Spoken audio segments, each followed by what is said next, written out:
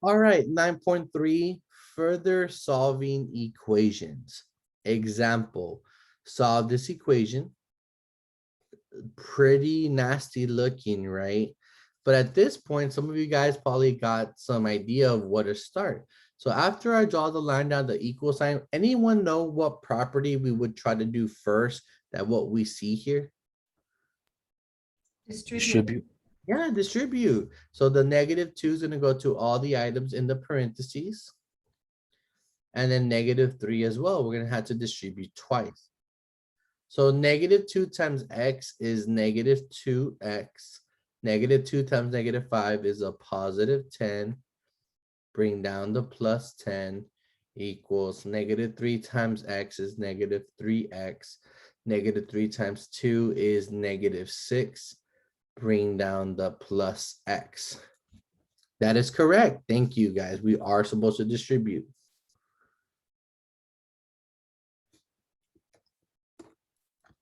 So now, could anyone like to tell me what's the next step they think we should do?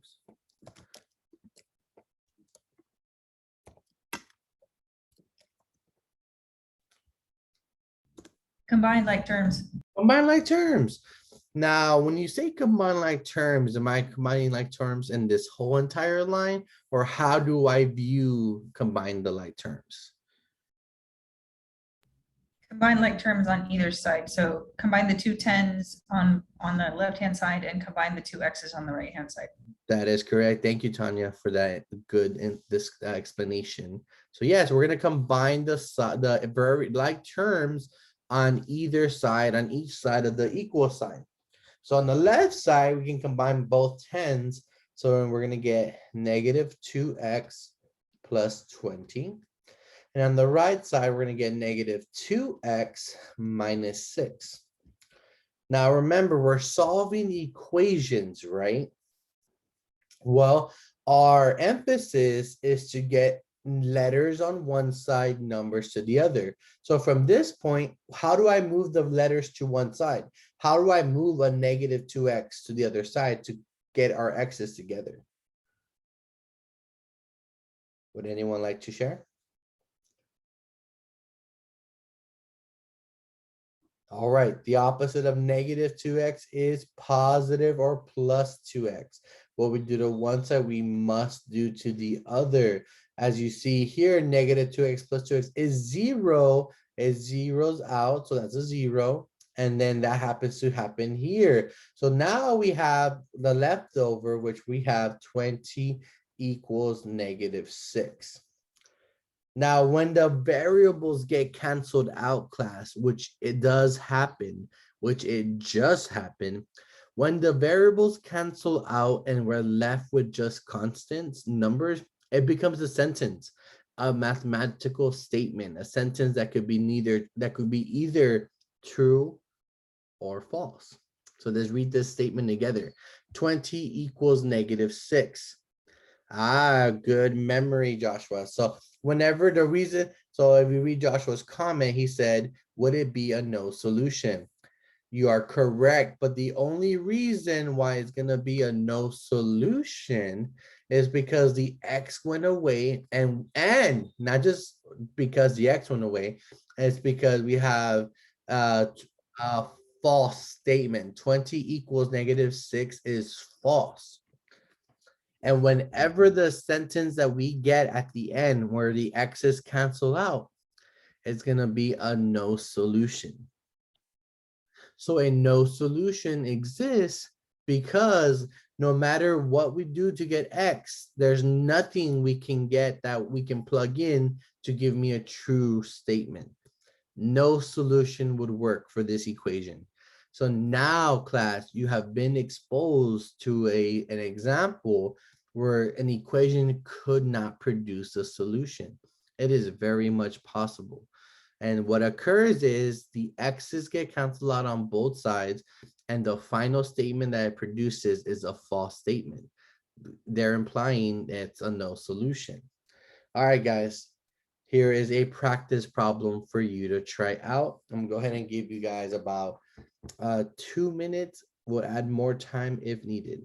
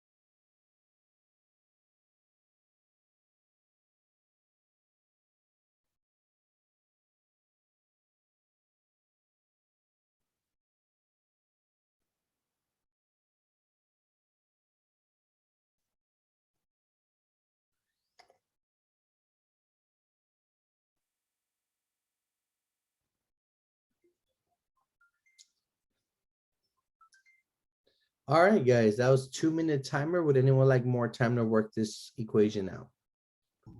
Yes, please. Yes, I'm gonna go ahead and add an additional 2 minutes. Good luck.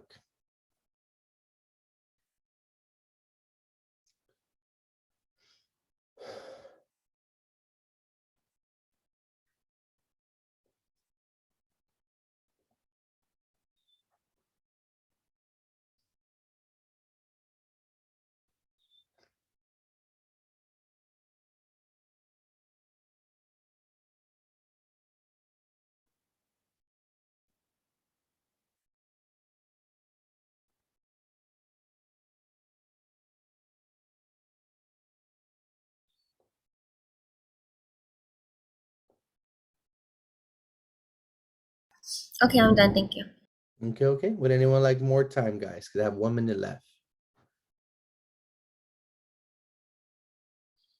All right, so there, go ahead and type your solution into the chat, guys. In a few seconds, we'll press enter. All right. Go ahead and press enter now, guys, to see how everyone did.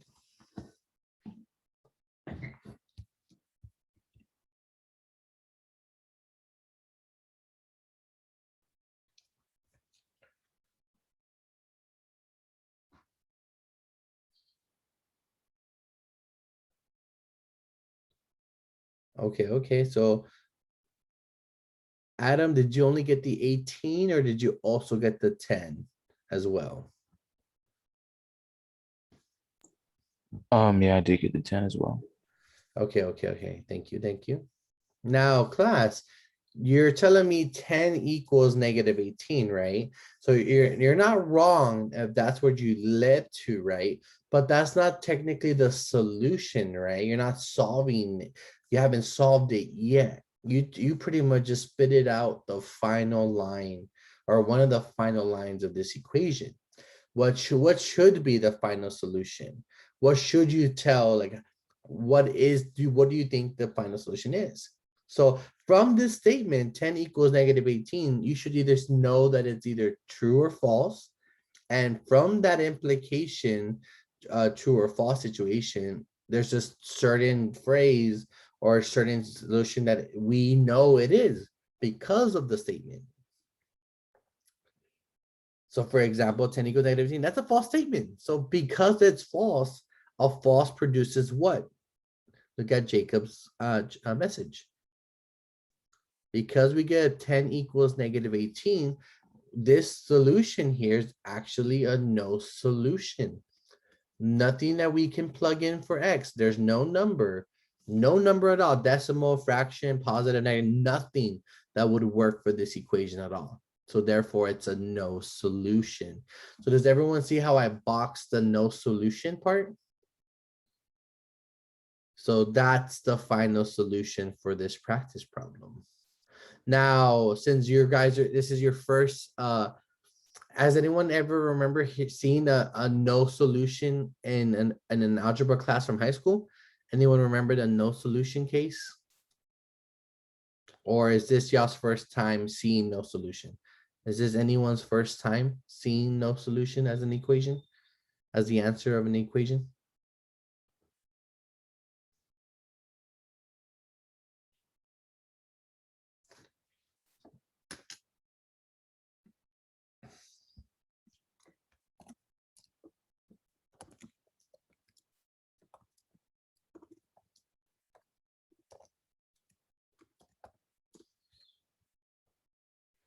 So yes and a no, right? So, all right. Now, does everyone understand why no solution is the final answer? Now, since this is a lot of y'all, so a couple of yours first time of doing no solution, you can always write a because statement underneath. So no solution because we got a false statement.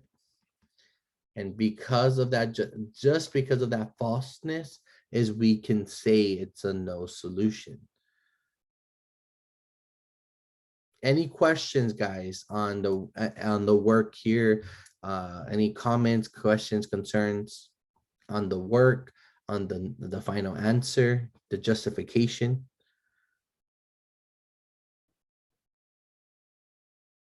Okay. If y'all think of one, feel free to type it in the chat for everyone to see or directly to me, either or. All right, next example, class. Give you a few seconds to copy this down.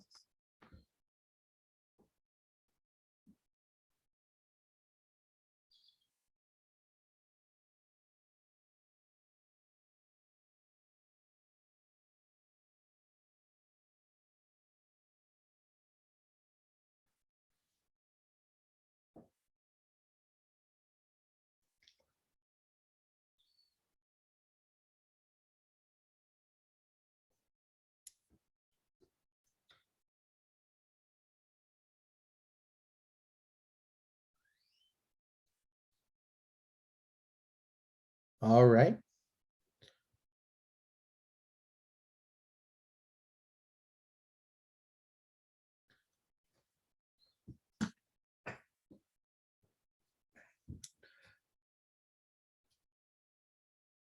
All right. A lot of you guys are getting more comfortable solving. So when you see this equation, class, what's the first instinct you see that you think we should do? Because I know what to do, but this question now, if you don't want to say it, you don't have to. But as long as you're thinking it and whatever someone else says and you got the same thought, then you're doing great, right? Because we're understanding. Distribute. We're going to distribute. Thank you, Jacob. We are going to distribute. That is correct. 3 times x is 3x. 3 times minus 4 is -12. Bring down the right side. All right, now can someone else tell me what's your next instinct from this line? What do you think we should do next?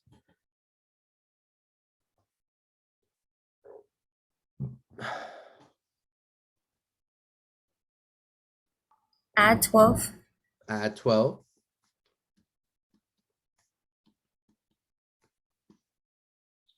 So those become 0, 0. So then we get 3x equals 3x.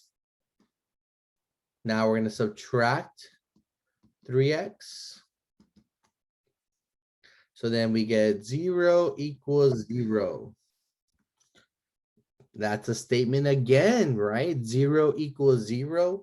But can someone tell me what kind of statement 0 equals 0 is? Or what is it? What kind of statement is it? 0 equals 0. 0 is the solution.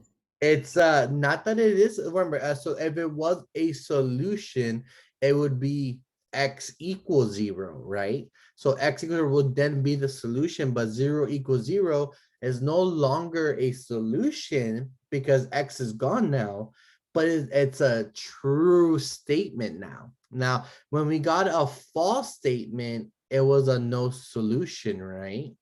So now what does it mean when it's true, class? When you get a true statement, the answer is all real numbers is a solution. All real numbers, which is the same thing as infinitely many solutions. Now, all real numbers is what you guys are seeing now. Infinitely many solutions is what I heard when I was in your shoes in this class years ago, years ago. When I was taking this class, we would say infinitely many solutions. And I think it sounds nice to say that. You know, imagine how smart you would sound having coffee or lunch with friends. And yeah, I solved an equation the other day. It had infinitely many solutions. They'll be like, wow, this person's so smart. Like, I don't want to mess with them. Or I guess all real numbers sounds good. You know, I know I shouldn't be hating on all real numbers. All real numbers also works out, right? So as long as you know both, that's the key thing here, is when you see all real numbers, your mind knows, oh, that's infinitely many. Now, what does infinitely mean? What does infinitely mean? What does all real numbers means, guys? Can someone explain to me what they think all real numbers is? So all real numbers is a set, right? But how big is the set? How would you describe the set of numbers? that says all real numbers.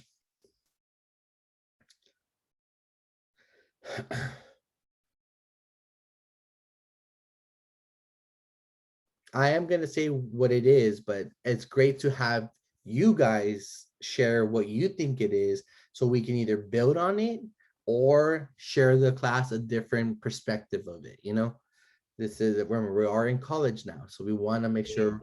Go ahead. Would it be 0 to infinity? 0 to infinity is actually half of all real numbers.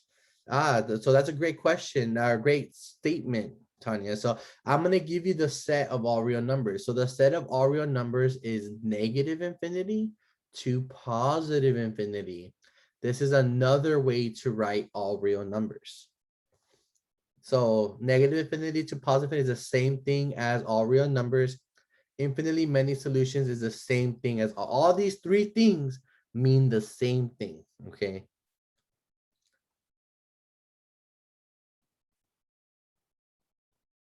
So negative infinity to infinity. What numbers do you think fit in there? Is there any numbers that doesn't exist in negative infinity to infinity?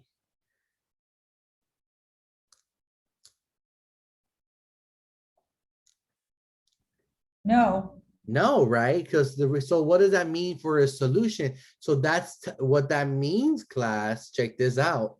That all the solution for this equation, the solution for this equation here is all real numbers, meaning any number from negative infinity to infinity can be plugged in here for X and it'll give us a true statement.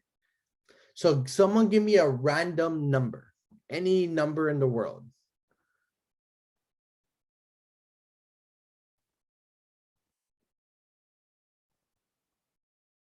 7.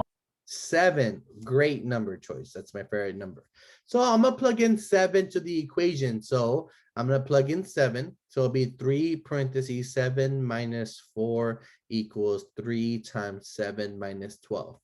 Well, 7 minus 4 is 3. So it's 3 times 3, which is 9 over here. And then we have 3 times 7, which is 21 minus 12, which is also 9. 9 equals 9. 7 is a solution. It works.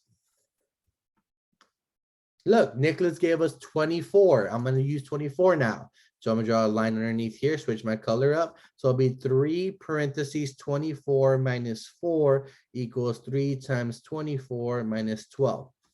Well, 24 minus 4 is 20. 3 times 20 is 60. 3 times 24 is 72 minus 12, which is 60. 60 equals 60.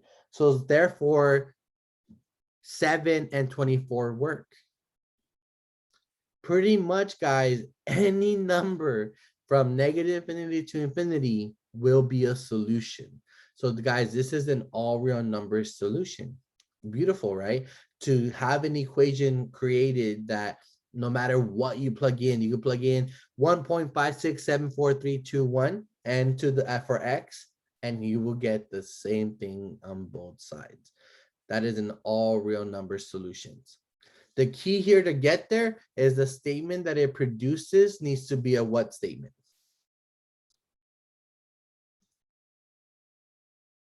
True. Has to be true. All right, here's your practice problem, guys. Good luck. I'll give you 4 minutes on this one.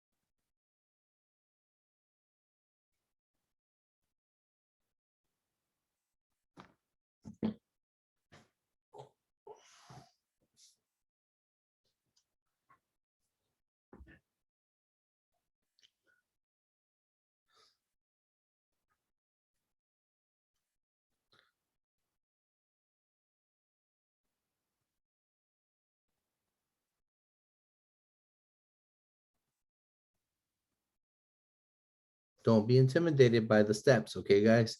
If you get stuck, you want to ask me something, like unmute yourself, like, hey, sir, I did this. Is that good? I'd be happy to confirm.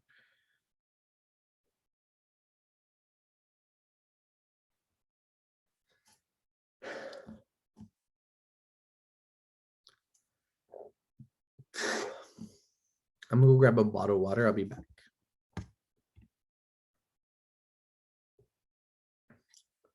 So far, so good, Joshua. So now don't stop there.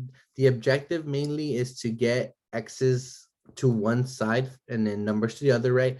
When you get to that final stage where you moved everything to one side and they're separated, then that's the statement you want to lead to determine whether it's true or false. So you're like a step or two almost there, okay?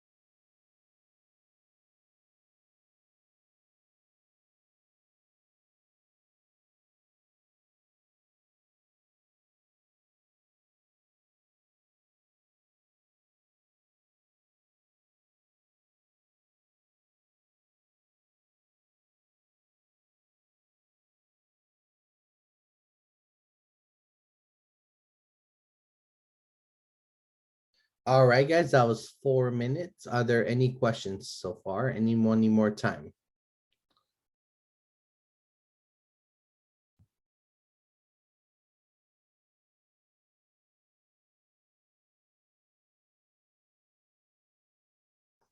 Okay, so Jacob, you need to check your steps again, sir.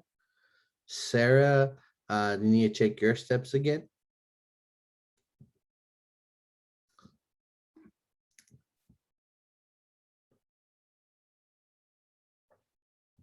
Excellent job, Tanya.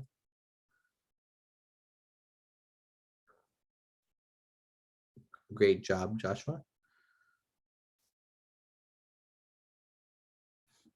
All right, let's take a look at this practice problem, guys. The first property you would do is what? Someone tell me there's Distribute. correct. We're going to distribute. So -6 times 2x is -12x. -6 times 1 is -6. Bring down the -14, distribute the -10. We get -10x minus 20 minus 2x. Combine both like terms, right? So we have the -6 minus 14 over here. And then on the right side, we can combine the x's. So when we do that, we get -12x minus 20 equals -12x minus 20. Now from here, class, what do we do next?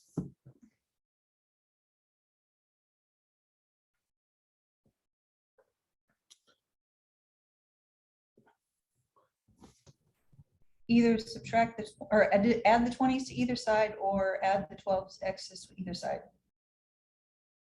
Nice. So we're going to add 20 on both sides. You're correct.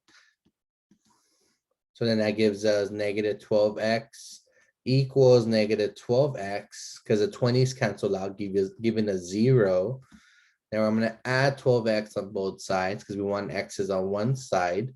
So then we get, that's also 0. So then we get 0 equals 0, which is what kind of statement? It's true. So our solution can be, it's going to be all real numbers. Now, remember what I said, you could equivalently have told me infinitely many solutions, you could have wrote negative infinity to positive infinity, all meaning the same thing, okay? But when you do the homework for 9.3, make sure that you read the instructions on what they want you to say, okay?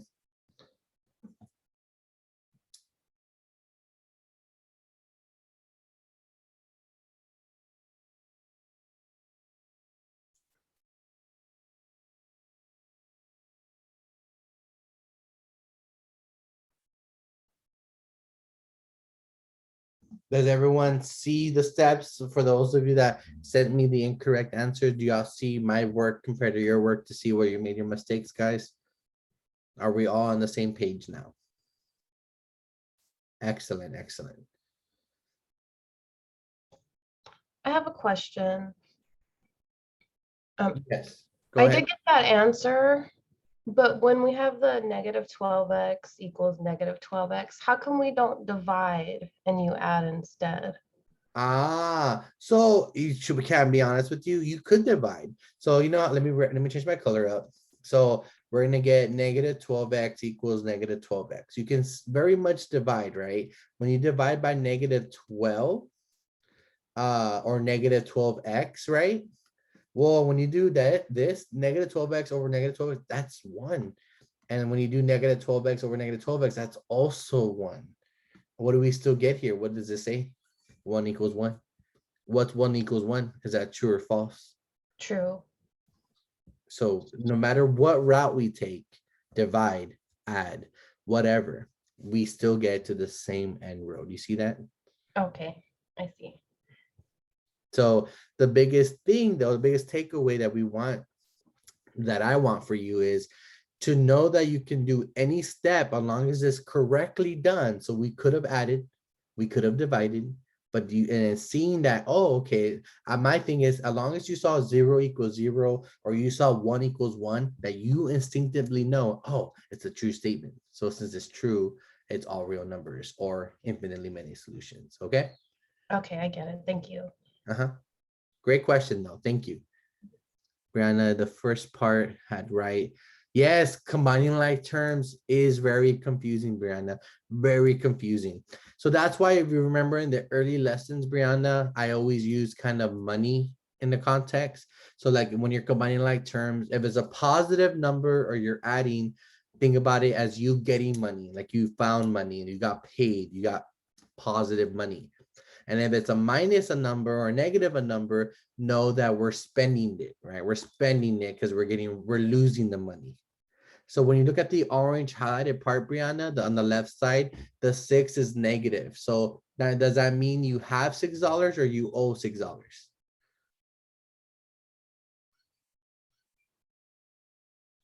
A negative would be that you owe. And then we have negative 14. Does that mean you're getting $14 to your account or you're spending 14 more? Well, you already owe 6. You're going to spend 14 more after already owing 6. So if you're owing and you spend more, you're going to add them, but you're going to owe it. So it's going to be a negative, right? So negative 20. So as long as you slowly, give the numbers a scenario, it'll be a little easier to kind of, and take your time with it. Okay, Brianna, take your time with it. All right. And always double check, it is a challenging thing. Okay. So just, and if money doesn't work, then, use other concepts, right? And the math app can definitely give you different ways of looking at it. Okay. Maybe Daryl, I don't know if he's here on the chat, maybe he can explain a different way to combine like terms. So yeah, and it's gonna take practice, you know what I mean? Like no one really goes to any hobby, whether it be doing math, going and doing accounting, cutting hair, whatever it is, like anyone's gonna be doing, you're not gonna be a pro from just seeing it the first time. You're gonna get better the more you do it, the more you see it. All right, class, that was the first lesson for today. We're on to the second lesson, 9.5. Formulas and problem solving.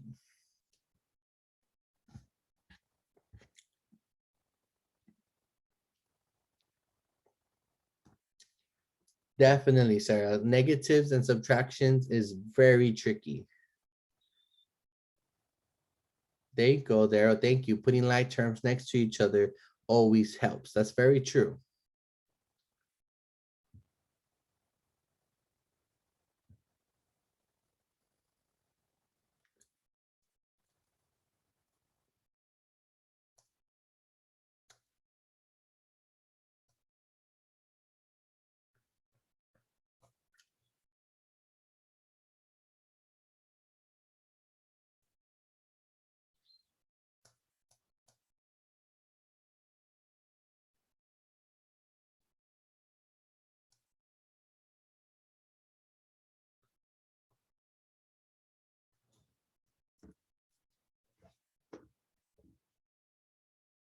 All right, we're on 9.5, guys. I'm gonna give you about 2 minutes to write this slide, and then we'll get into it.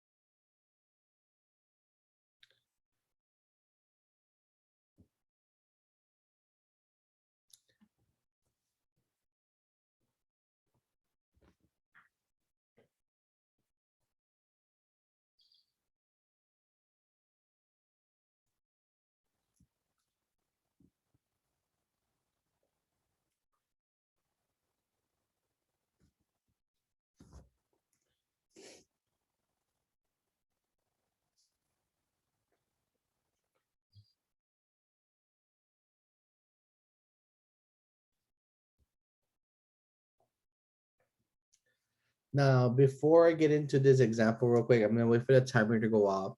I do want to show you a technique that one of my friends does to teach their middle schoolers how to combine like terms. And she gets a lot of good feedback from it. And hopefully it'll help you out, Brianna. So, and I'll go back to the slide in just a moment, guys. So let me show you an example real quick. I'm gonna create one.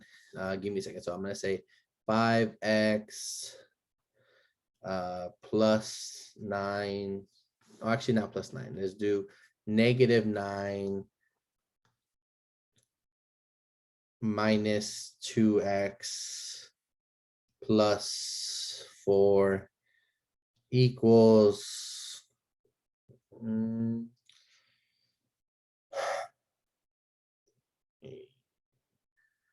6. Okay, so on the left side, on the like terms, and if anyone wants to tell me, on the left side, what are like terms we can combine? 5x, 5x and negative 2x. negative 2x. 5x and negative 2x, right? So this technique works. So you would want to get 2 color pencils, 2 markers, 2 different color pens. So positive will be blue, negative will be red. So 5x, that's positive 5x. So we have 1, 2, 3, 4, 5 x's. And what are we combining it with? Negative 2x. So negative is a red, it's the other color, negative x. So we had 2 of them. Now remember, +1 minus 1 gets 0, so they cancel out. So now we're left with what? How many of what color? 3 blue. So 5x minus 2x is 3x. Now, and then it's going to be a little tedious at first, but you're building it in your mind so you can get comfortable, right? So do you see any other like terms, Brianna? On the left side, can we combine anything else?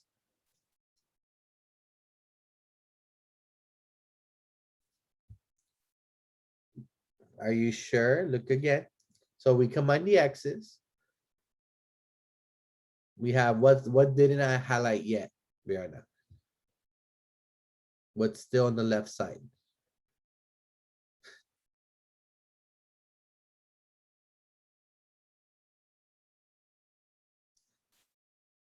We still have the -9 and the 4. And those are like terms because they're both numbers. They're just numbers. So -9. So we have 1, 2, 3, 4, 5, 6, 7, 8, 9. You have -9, and then +4. That's gonna be blue, 4 blues. And from there, pair off each one, Brianna. That goes away, that goes away, that goes away, that goes away. Now, how many reds do we have left, Brianna? 1, 2, 3, 4, 5. Remember, red is what? Is red negative or positive?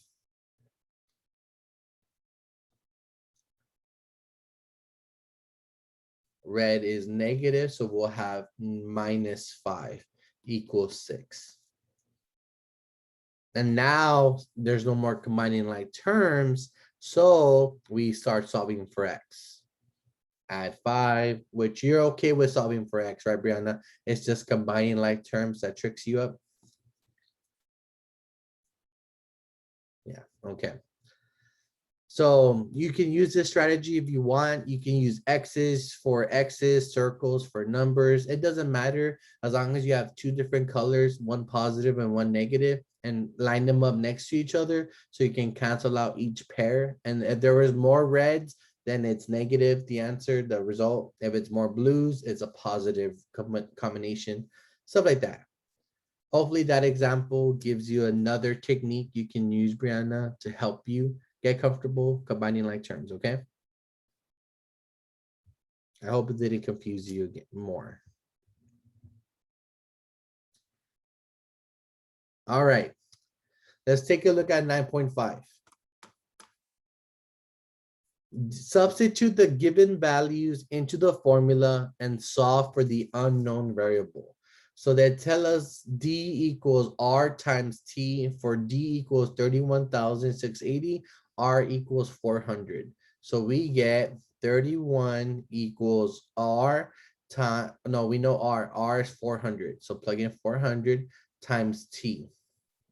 So we don't know T. So the instruction says plug in what we know. Oh, I forgot to type in the whole big number. It's not just 31. It's 31,680. 31,680 equals 400 T. Well, the opposite of multiplying T or 400 is we're going to divide by 400. So divide by 400 on both sides. So then we get T equals, plug that into our calculator. 31,680 divided by 400 equals to 79.2. And we're done.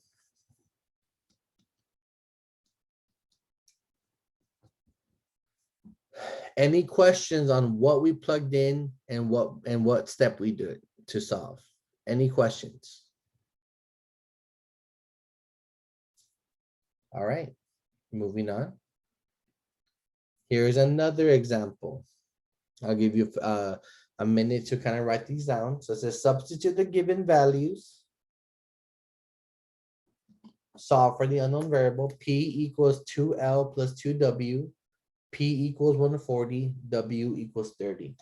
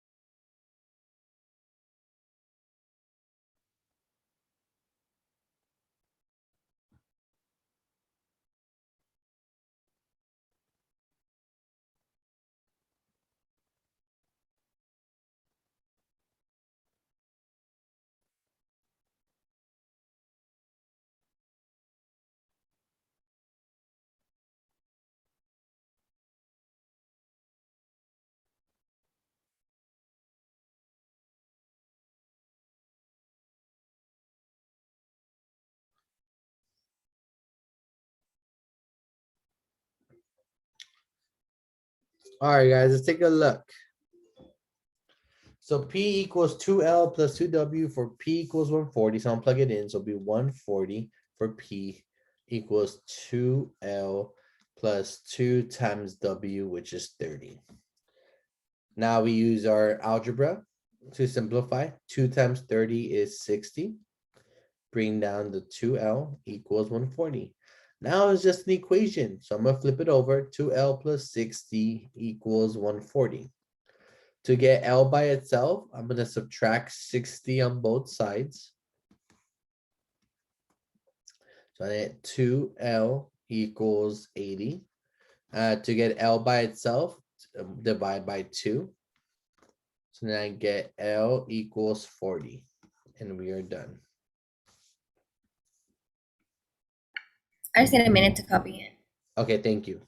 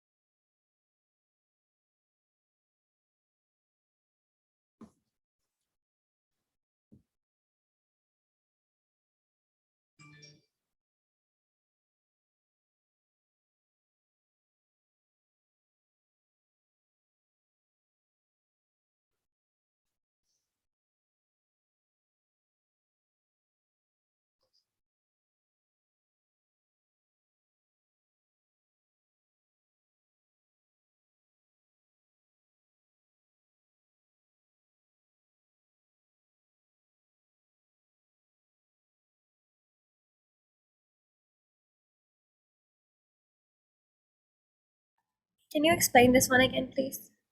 Yes, I can. All right, so the equation, so remember, the example says substitute the given values into the formula and solve for the unknown variable. P equals 2L plus 2W. For P equals 140 and W equals 30. So wherever the P was, I plugged in 140. Wherever the W was, I plug in 30. Now keep in mind, a number next to a letter means they're being multiplied. So I knew when I plugged in the 30, the 2 times the 30 will give me 60. So I brought down the 60, bring down the 2L, bring down the 140 in the equal sign. Well, at that point, that's just an equation for us to solve. And the unknown variable is the L. So I flipped it because I like having the letter on the left side. So I did 2L plus 60 equals 140. And then I use algebra, which we solved equations before. So the opposite of plus 60 was minus 60 on both sides. 140 minus 60 is 80.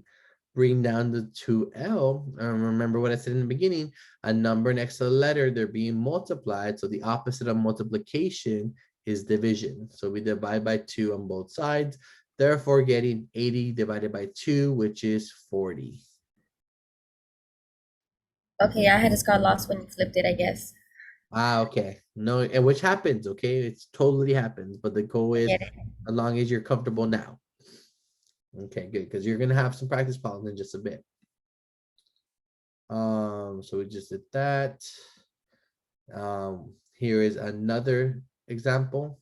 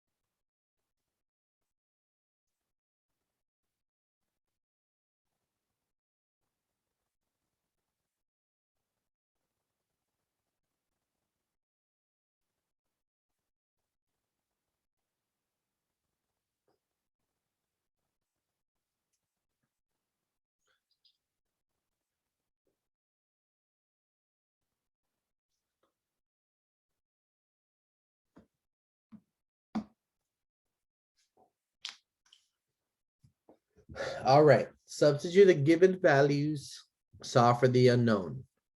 F equals 9/5 times C plus 32 for F equals 59. So plug in F for 59. So then we get 59 equals 9/5 C plus 32. Now remember, we can flip it. I'm gonna flip it because I like the letter to be on the left side, right? You don't have to if you don't want to. Everyone has their own way of working out equations. So now we want to get C by itself because that's the only unknown we don't know. So the opposite of plus 32 is minus 32 on both sides. So then we get 9/5 C equals 27. Now, typically when we have a number in front of C, we get to divide it. But what if the number is a fraction, right? If it was 9C, we would just divide by 9. But it's not 9C, it's 9/5C. So guys, get ready for a new trick for solving equations. If the number next to the letter is a fraction, guys, like 9/5, to get rid of 9/5, we're going to multiply it by the reciprocal, the flip version of 9/5. So 9/5 flipped is 5/9. And what we do to one side, we do to the other. So we're going to multiply the right side by 5/9 as well. Now, the reason why we do that is because 5 times 9 and 9 times 5 is just 45/45C. Well, 45/45 is just 1, which is just C. It cancels out. We have the C already. C is by itself. So now we have to multiply the 5/9 times the 27, making it into a fraction with over 1. So then we're going to do 27 times 5/1 times 9. Well, 27 times 5 is 135.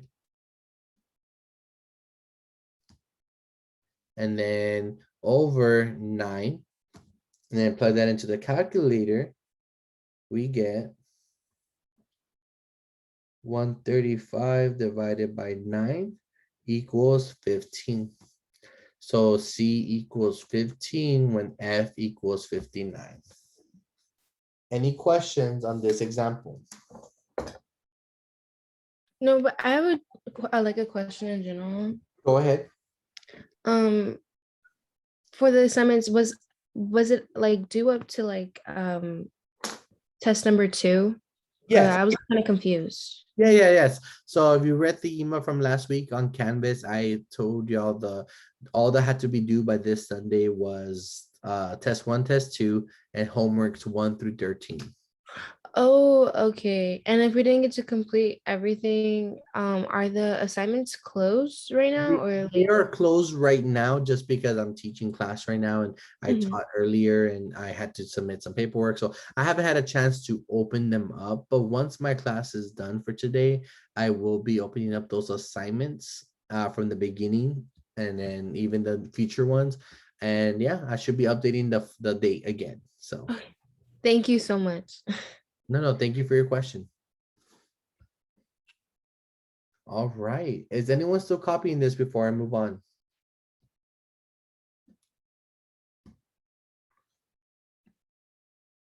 All right.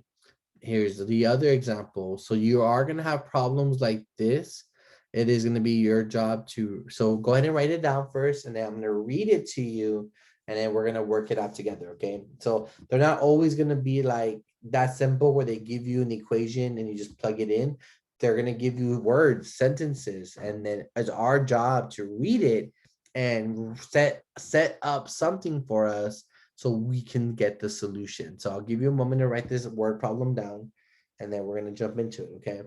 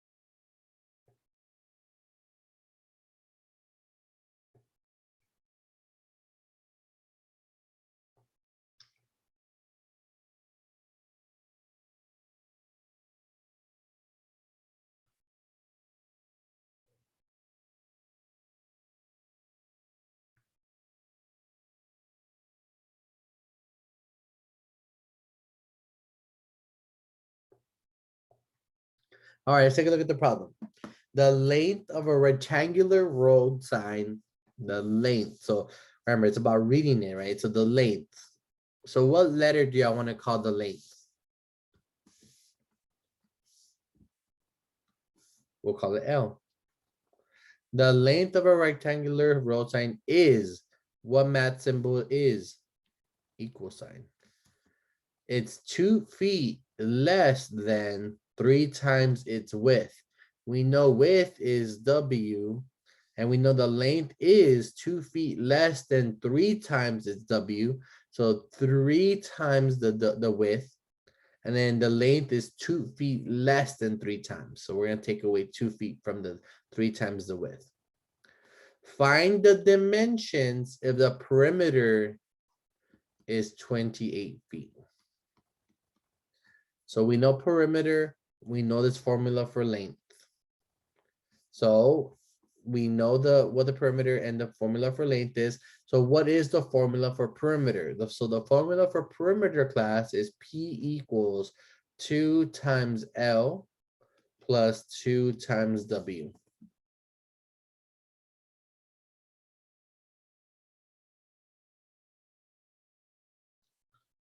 So now we plug in what we know.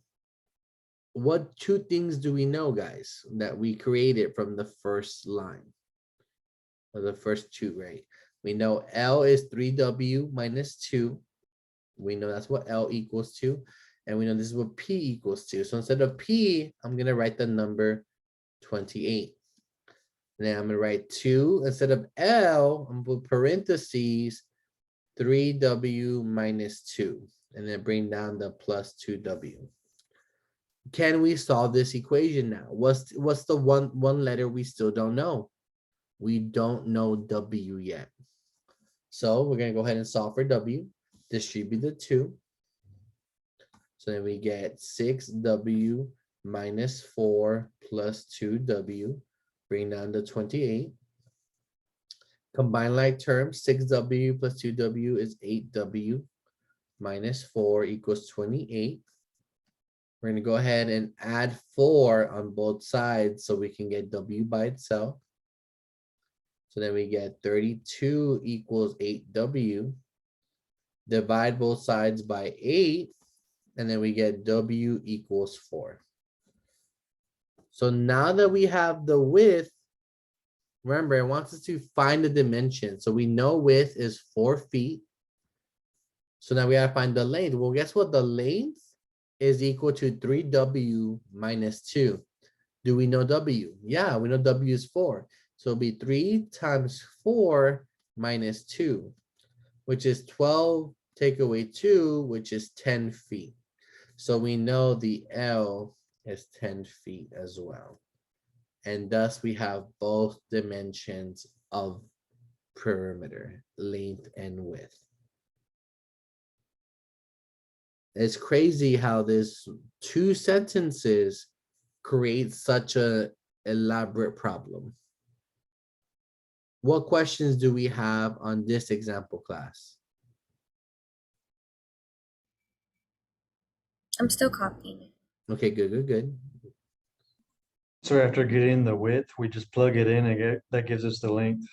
Yes, Since the length equation, since we were able to write L equals 3W minus 2, you can tell that to find L, we need to really find out what W is, right? Which is what we did here with when we plugged in the L formula into L, and now we only have W left, letting us find the width first. Yes, that is correct. And it's typically going to go like that. You're typically going to have the equation in one letters. You'll find the answer for that one letter. And then at that point, you'll just go ahead and apply it into the other formula you have for L, which has W in it, to let you find the L. And thus you will have the value for both variables. Since we already know what P is 28. Our objective was to find out what L and W was.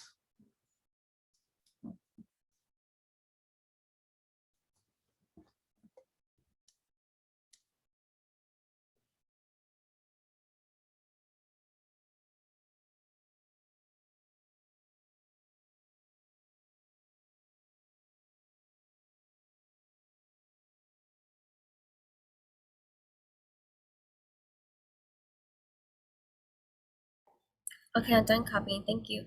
Thank you. Is anyone still copying? All right.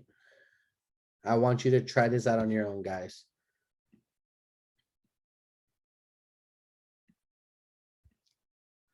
Go ahead and give you 3 minutes for this one.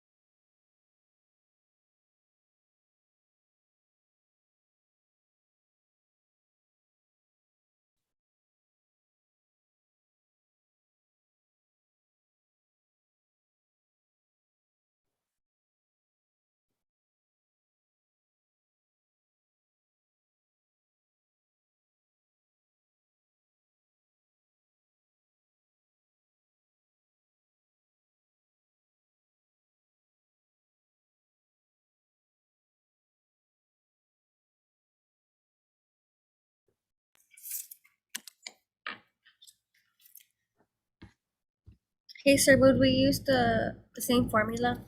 Yes, yes. For perimeter, yes, that is correct.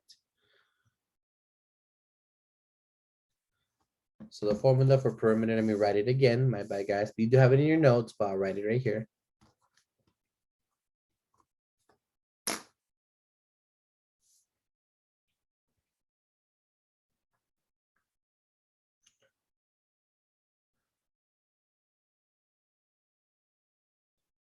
I went ahead and added 2 more minutes, guys, just to give you more time.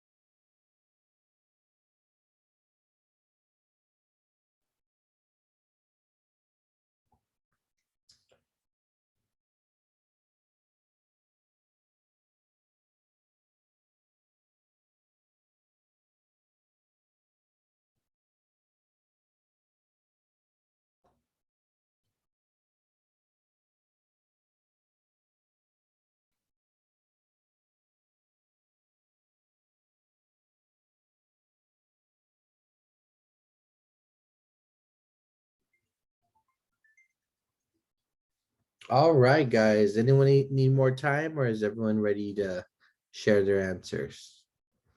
So the two answers is the dimensions of the perimeter. So what is the length and the width equal to? So you're technically finding two solutions for L and for W.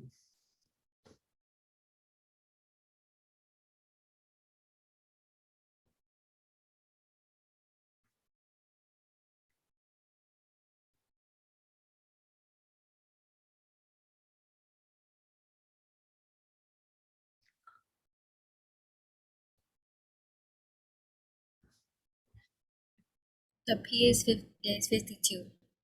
P is 52. So then what is the width and W and the length? So we know P equals 52, correct. So now you need to find what is the L and what is the W.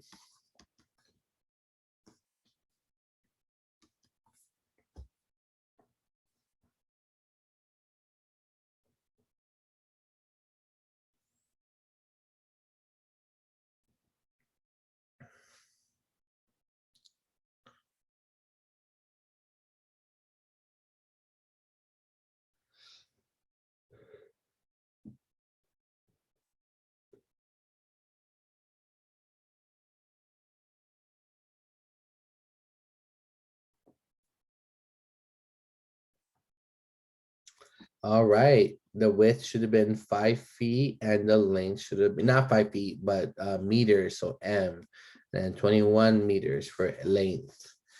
All right, if you got that answer, guys, you are correct. If you did not, you need to look at your algebra and see where you made your mistakes. Can someone tell me the formula that they got for the other formula they used to help solve this problem? So we knew P equals 52.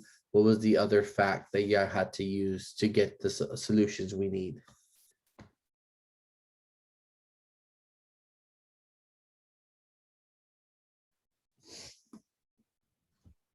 L equals 4W plus 1. Yep, L equals 4W plus 1. That's correct. Using that formula and P equals 52 should definitely give you the other solutions that you need, which was 5 meters for width, 21 for the length. Any other questions, guys, before we move on? So how do we plug it in? Okay, so the same way we plug in other things. So P equals 52. So wherever we see a P, we wrote a what? 52. Correct. And what's the other formula that we know? We know L equals what? 4W plus 1. So this we're gonna write 52 again, right? Because it's there. Then we have 2, but instead of L, I'm gonna write 4W plus 1, but one needs to be around the 4W plus 1. What symbols?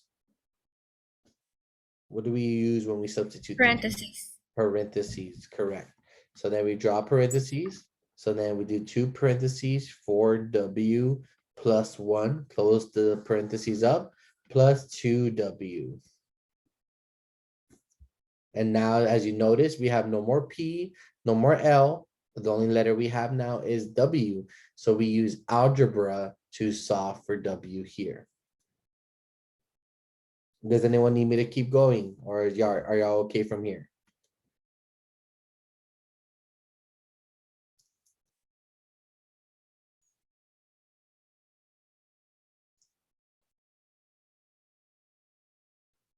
So then you would distribute the two, combine like terms, and then use algebra to solve for W, giving you what W equals 5 meters, and then using that, plugging in here for L to get the new length with the W for 5. So 4 times 5 is 20, plus 1 is 21. Okay, so I got 8W plus 1 plus 2W. When you do, don't forget to draw your arrows, because you're not just multiplying it to the 4W, you have to multiply to what else? The 1 as well. The 1 as well. So 2 does 4W is 8W, that's correct. 2 times 1 should give you 2 plus 2W. correct. Any like terms on the right side. So that's 12W. What did you combine? What can we Oh, combine? oh wait, I have it wrong on my paper. It's okay. Go ahead and make the fix. So 10, Go ahead, it's 10. What are you combining? 8 plus 2 Which is is 10. good, 10W. Can we combine these other two? We No. can't, no, right? Because it doesn't have a what? A W or anything. Correct. And now we use algebra. If we want to get W by itself, what do we have to move first? The 2. How do we do it? Doing the opposite. Subtract it Correct. both sides. Correct again, both sides. The twos cancel, right? So we bring down the 10W. What's 52 take away 2? 50. Correct. And now what's the final step to get W by itself? Divide it By what? by 10. Correct. W. And what we do to one side, we do to the other. And how many 10s go into 50? 5. Correct. And don't forget to write the meters. So now we have W, and remember the formula for L was 4W plus 1, right? But do we know W now? Yes, 5. Yeah, so it'll be 4 parentheses 5 plus 1. What happens to 4 and 5? What operation is that when they're next to each other like that? Multiply. Yeah, it was 4 times 5. 20. Good. Bring on the plus 1. What's 20 plus 1? 21. And there you go. We have the length too. Thank you for your participation. Thank you. Uh-huh. All right. Any other questions, guys, before we move on? All right. Moving on. Now, this is where now it gets a little interesting because we're going to solve equations now, but we're not going to solve for a final answer. We're going to solve for the variable to be by itself. So I'm going to go ahead and give you about a minute to set up the first couple. Save yourself some time so we can have some space to write for A, B, C, D. All right. And then we'll get into it right now.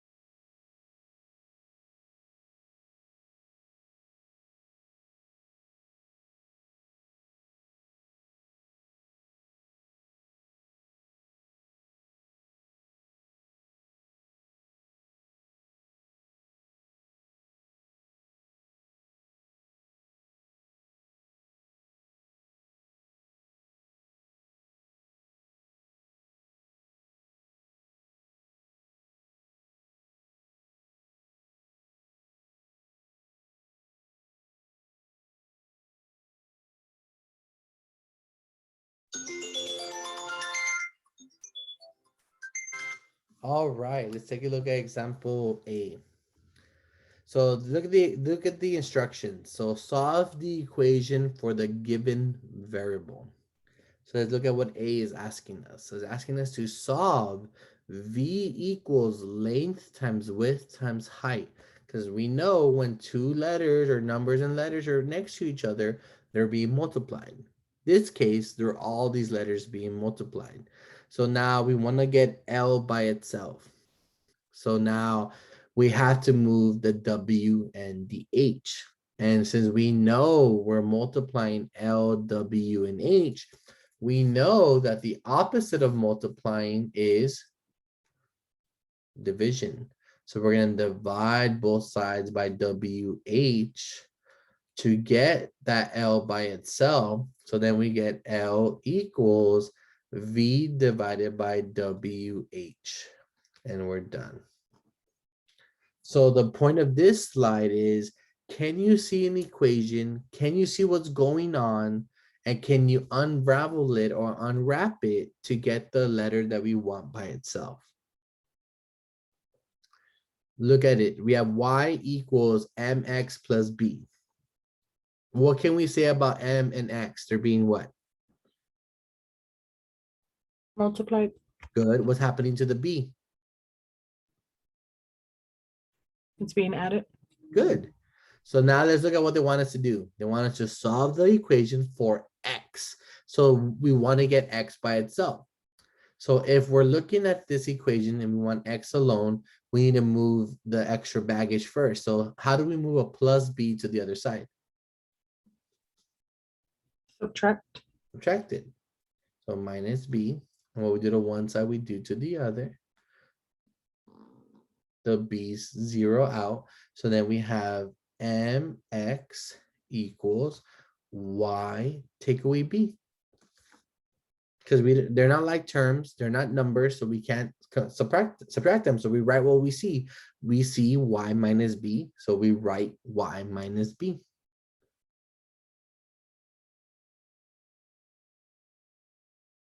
Now, our next step is we need to get x by itself.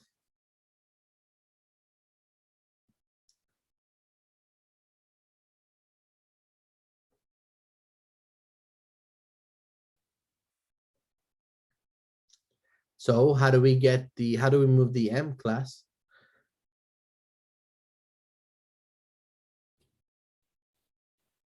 Do we divide? Yeah, we divide.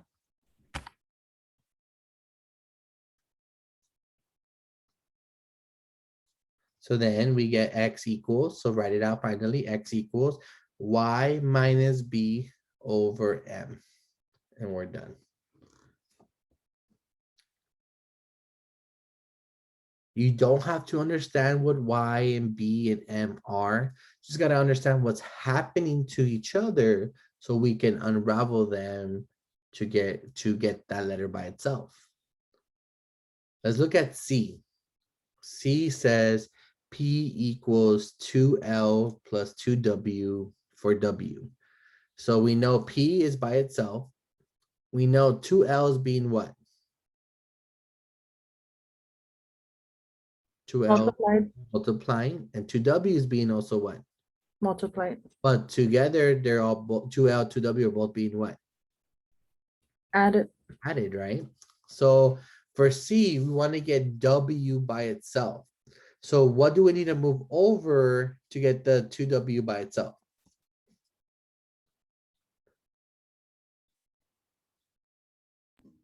Subtract 2L. Subtract. That's correct. We're going to subtract 2L. What we do to one side, we do to the other.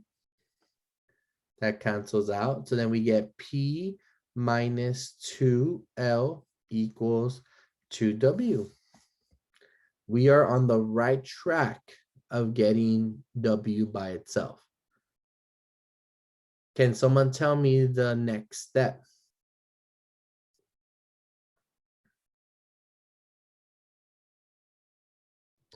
Will we divide the 2 with the W? That is correct. We will be dividing the 2 with the W to get that W by itself. So then we get W equals P minus 2L all divided by 2. And that is our final answer for W.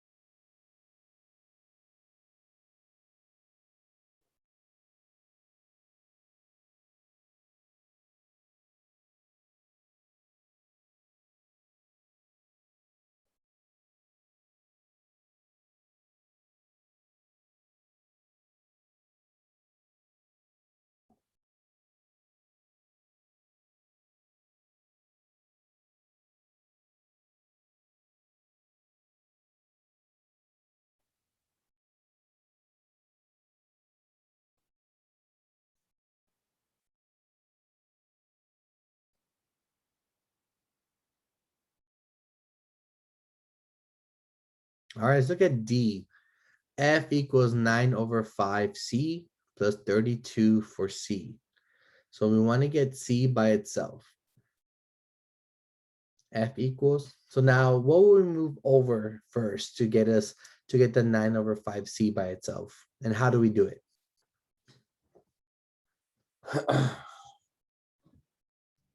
Subtract the 32. Subtract the 32. So we're going to go ahead and do minus 32. When we do to one side, we do to the other. So that cancels out. So then we get F minus 32 equals 9/5C. Let's see if anyone remembers a trick I taught you in the last lesson. We have a fraction by the C. So what is one way we can do to get rid of that fraction? Multiply it by its reciprocal. Correct. So we're gonna go ahead and do times 5/9. What we do to one side, we do to the other. So put parentheses around the left side as well.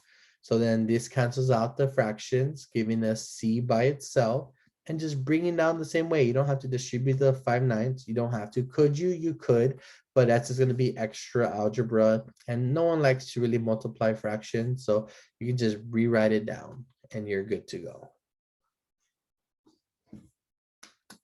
What questions do we have on any of these examples, guys? I know it was overloaded, but I feel like you guys you're much more developed now.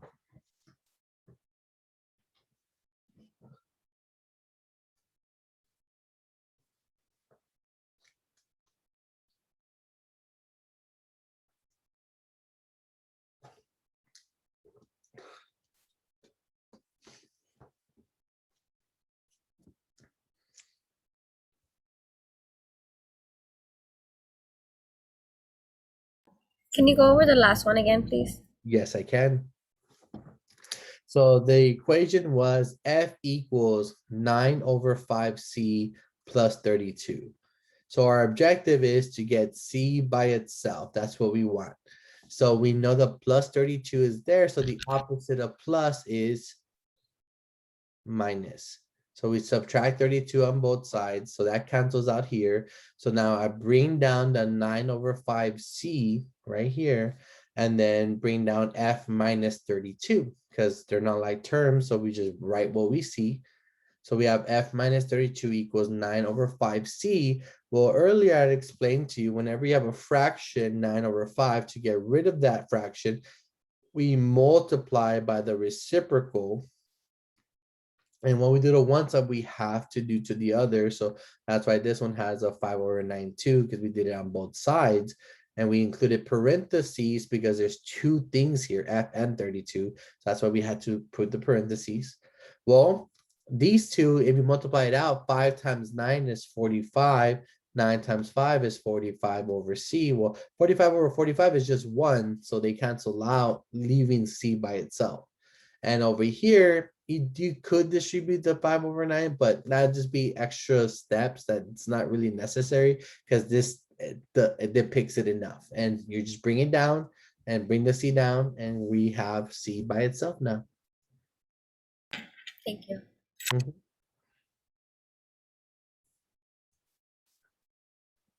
All right, try these practice problems out, guys.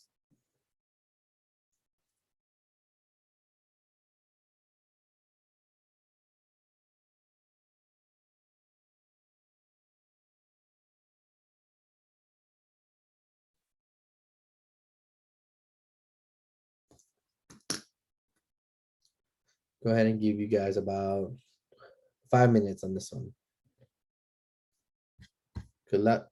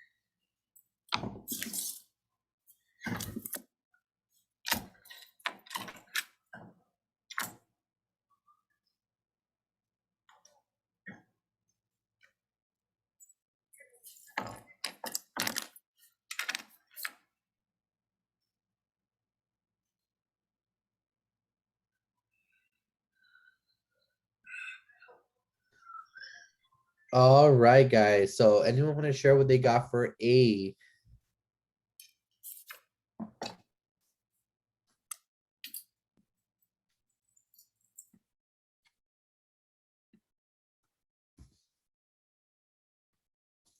A says solve for C equals 2 pi r. We want to get r by itself. So would anyone like to share what their solution for r was?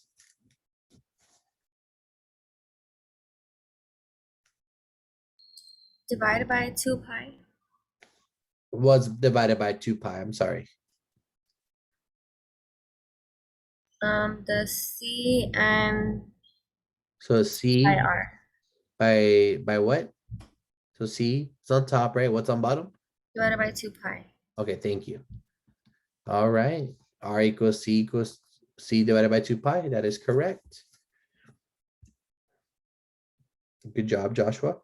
All right, anyone else would like to share what they got for B?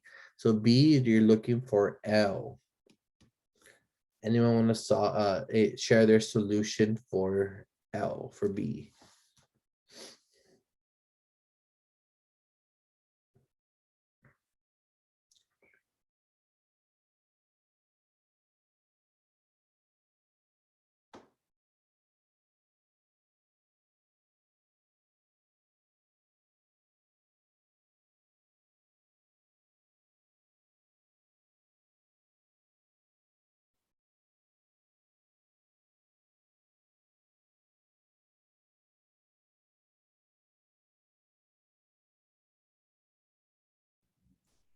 L equals P minus 2W over 2. P minus what? 2W over 2.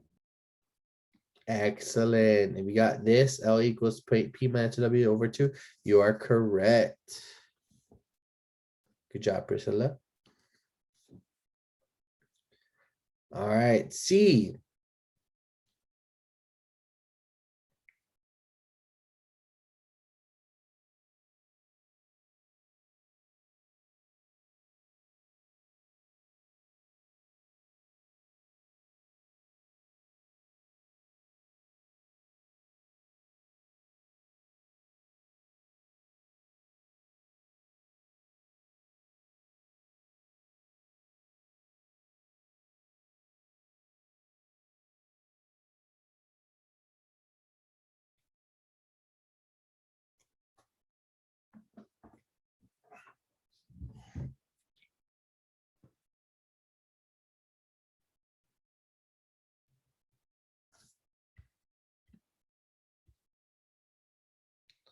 So A equals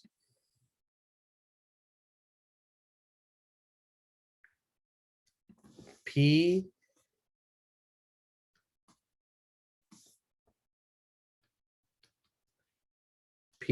plus C minus B over 2. We got that. You're good to go. Now you could have put P minus B plus C. It's the same thing.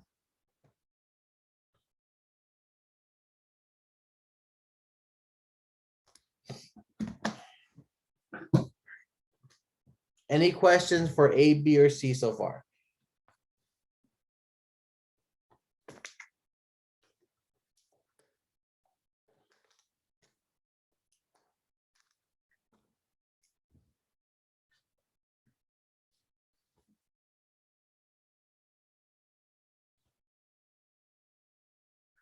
Now D. Sure. Yeah, So for that one, I got A equals P minus B plus C. You said that was fine too, right? that is correct. Okay, thank you. No, thank you. Now let's look at D. So that they asked me to work out D. So we want to get B by itself, right? So look at the whole thing. We have A plus B over 2. When 2 is in the bottom like that, what operation does that mean? What is that 2 doing? Is it B subtracting the A plus B? Is it dividing, multiplying?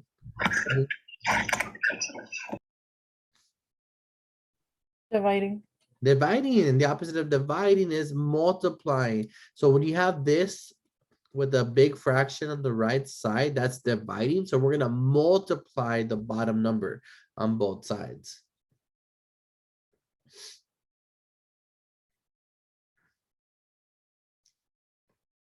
So then 2 times 2, now 2 divided 2, that cancels out.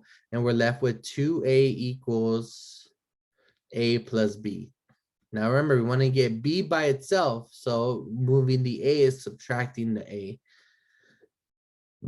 Cancels out. So then we get b equals 2 big A minus little a.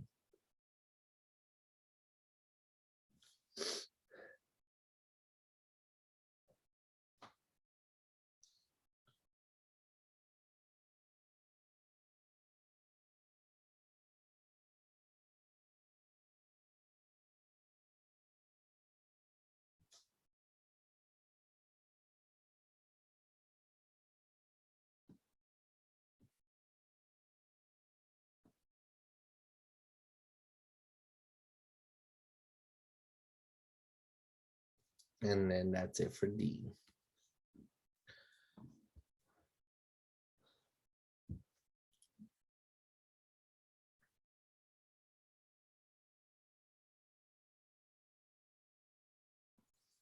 All right. We have this is the last lesson of today, guys, last lesson, but we're gonna go ahead and take a 5-minute break here, okay? I'll see you guys in 5 minutes. You can go ahead and write the slide down if you have nothing to do, but if you do want to use the restroom, get some water, go ahead and take care of that, and we'll get started in 5 minutes. All right, so 9.6 linear inequalities. So keep in mind these symbols are a review, things that you should have been exposed to when you were younger.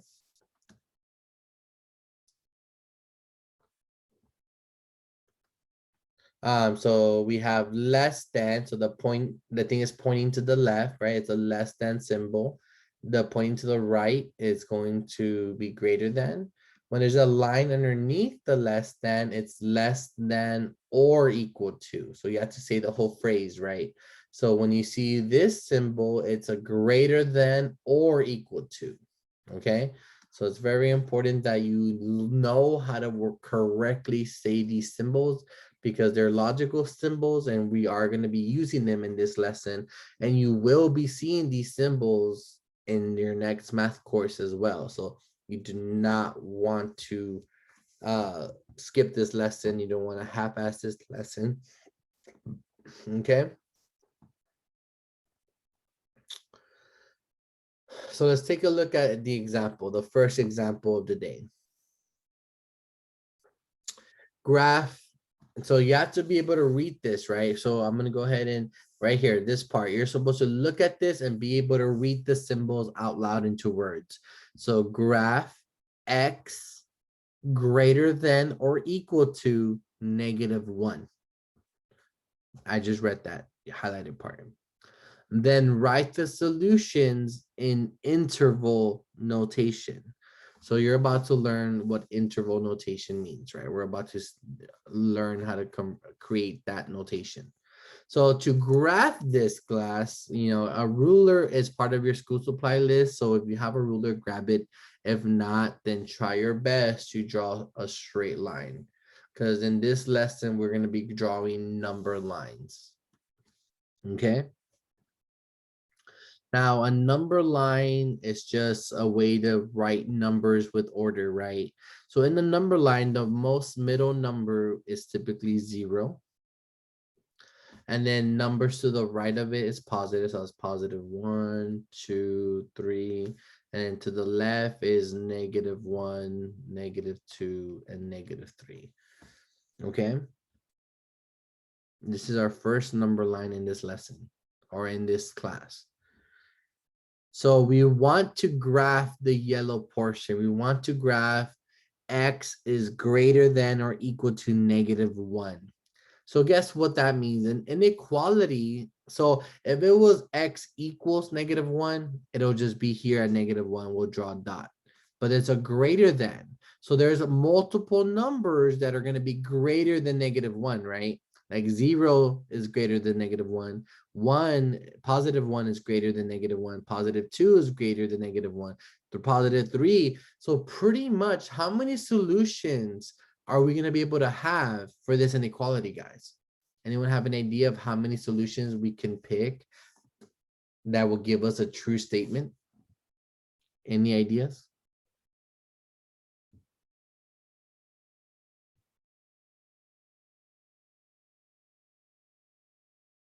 Remember, 0 works, 1's gonna work, 2's gonna work, 3's gonna work. So that means 4 is gonna work, 5 is gonna work. And if we keep going with that same momentum, how many solutions can we create? Infinity.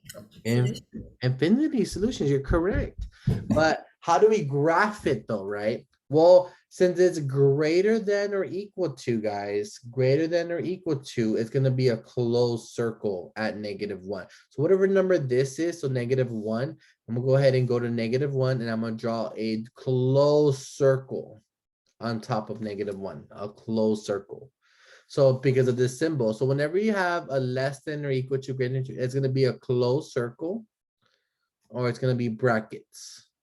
Now, when it's a less than or greater than, it's going to be an open circle. It's going to be parentheses. Make sure you draw the symbols in blue like I did. Now, what numbers are greater than -1? Is it going to be to the left of this number line or to the right of the number line, guys? Left or right? To be true, because we want greater than. To the right. To the right. So you're gonna draw a line to the right, and like we said earlier, an infinity amount of solution is gonna work. So you're gonna draw a line to the right, and then you're gonna draw an arrow as well, because an arrow in geometry or in mathematics, an arrow means it never stops. It's infinity. Right? Because we know +5 is going to work, 10 is going to work, 25, 100, a million, a billion, a trillion, a quadrillion, and never, all of those numbers are bigger than -1, and it's never going to stop growing. So that arrow tells us it never stops.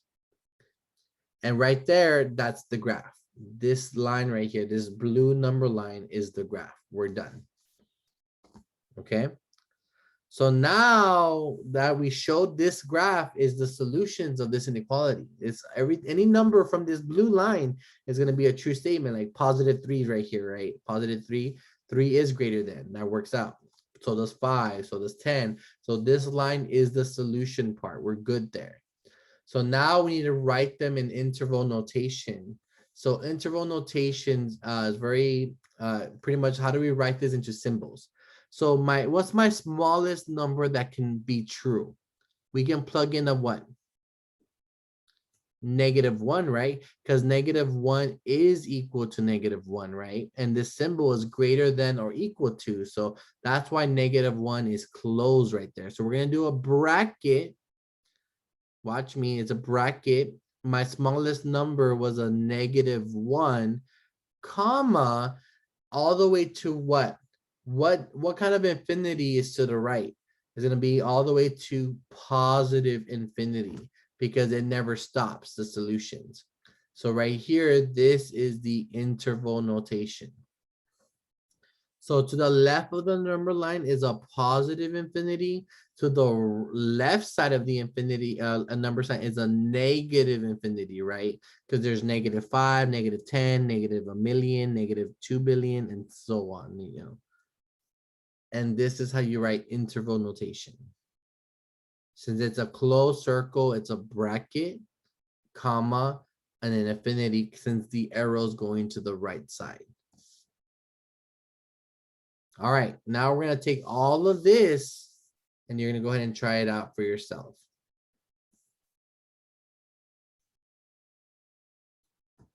Go ahead and give you guys 2 minutes.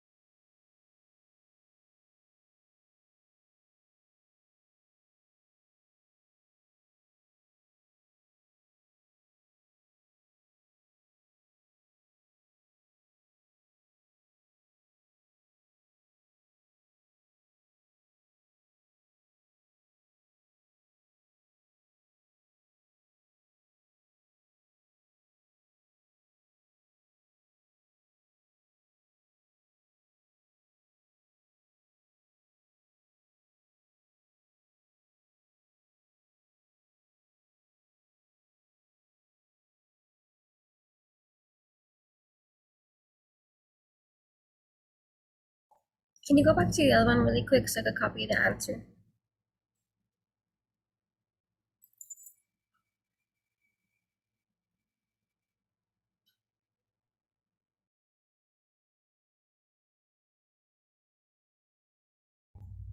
Okay, thank you.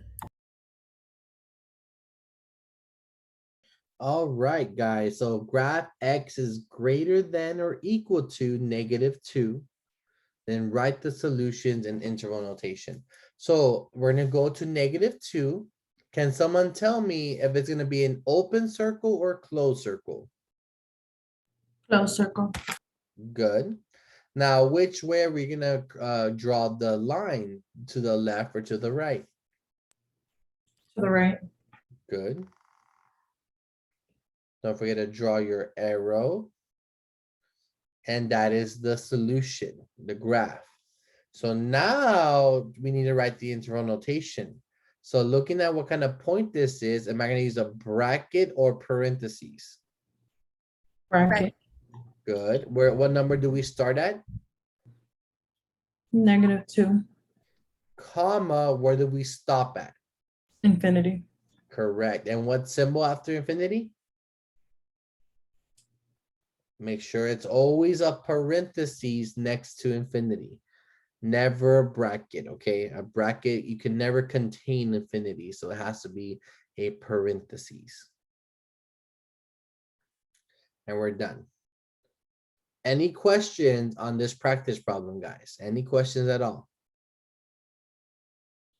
Because we're gonna get into a little more challenging inequalities right now. All right, let's get into it. Next example. So graph -1 is greater than X, then write the solutions in interval notation. So I'm gonna give you a moment to write that down.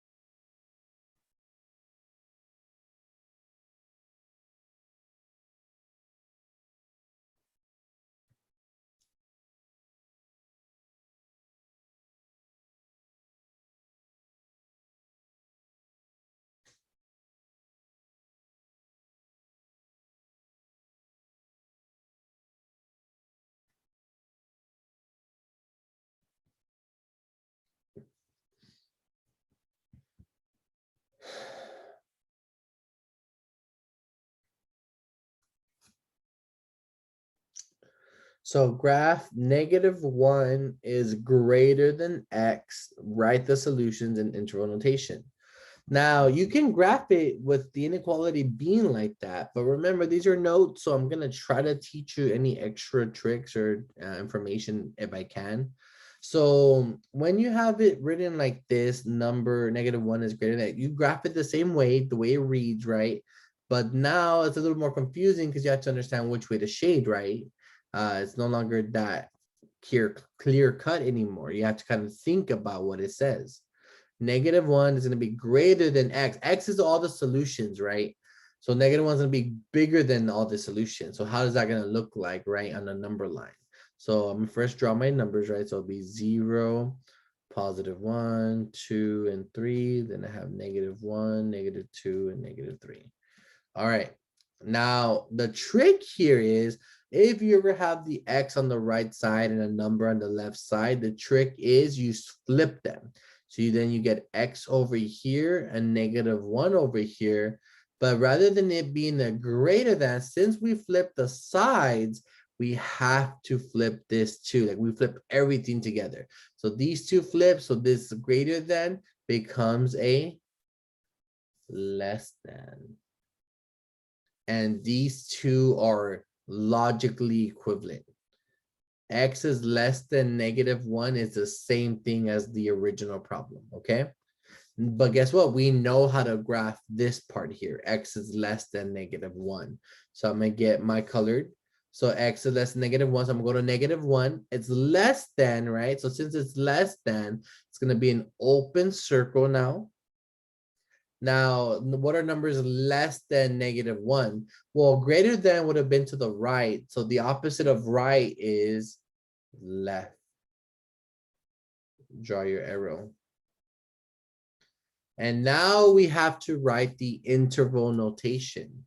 Now remember, guys, when you write your interval notation, you have to go from left to right. From left to right. So I'm going to put parentheses. And what infinity is to the left, guys? Now, Negative. it's going to be a negative infinity, comma, whenever you write your interval notation, it needs to be from left to right, right? Left to right on the interval notation, okay? So the left was negative infinity all the way to -1 is where we stop. And since it's an open circle, guys, is that going to be bracket or parentheses? Parentheses. Correct.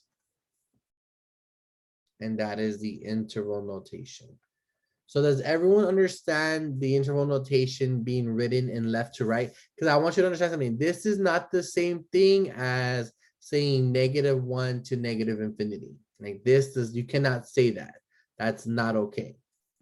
Okay? You cannot say -1 to negative infinity because it's not least to greatest right here, not least to greatest. And it has to be least to greatest.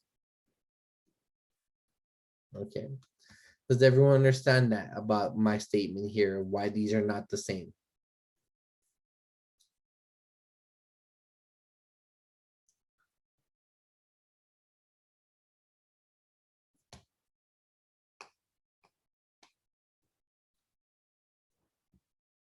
All right, let's look at B.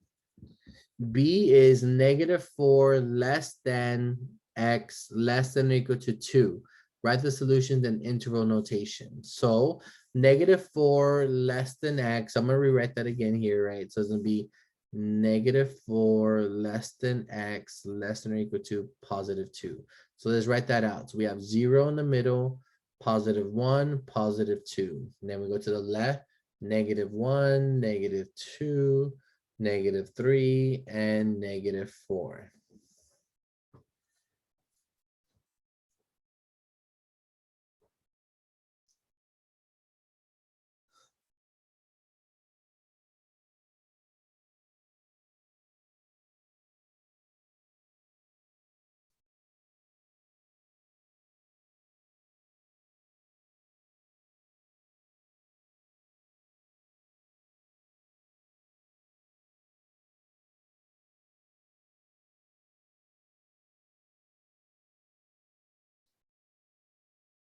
So now we're gonna sketch the graph, right? We haven't graphed it yet. So look at -4. The logical symbol there is this symbol. And then next to the 2, it's this symbol. So when it's a less than, that's an open circle. So it's gonna be open circle with -4. And with 2 is less than or equal to, which is the equal to means it's gonna be a closed circle. Now look at the x. The x is between these two, and we know the x is where we sketch it. So we're going to sketch between the -4 and the 2. So that's the sketch. So we have the graph there. Now to write the interval notation, guys, remember we go from left to right, from least to greatest. So for the first symbol to the left, what's gonna be my interval notation? Am I gonna use parentheses or bracket looking at this -4? Parentheses. Parentheses, correct. And now what number is gonna be first for my interval? Where do we start at? -4. Good. And then comma, where does the interval stop? +2. Good. Now it's closed circle. So is that gonna be bracket or parentheses? bracket. Bracket, good. And we're done. What questions do we have, guys, on these examples? Because you're about to try some on your own on the practice right now. What happened to the x again? It's nothing. So the x is right here in the middle, right? Between the -4 and 2. So this shaded part, it represents all the x's, all the solutions that will be true. Because let's look at 0, right? 0 is right here. 0 is right here. It's inside the line, right? Is 0 less than 2? Yes, true. Is 0 bigger than 4? Is -4 less than 0? Yes. So 0 works. Look at positive 3. 3 is over here. 3 is -4 is less than 3, right? But is 3 less than 2? No, right? So that's not a solution, right? 3 is not a solution. But all these numbers right here, this highlighted line, that represents the x, okay? All the x's that will be true. All the solutions. Does that make sense about what we're finding? Like what the graph means, what the interval notation is? Yes, thank you. Thank you for your question. All right, here is your practice problems, guys. Remember, you want to draw me number lines, open circles, closed circles, brackets, parentheses. All right, good luck. 4 minutes. Good luck.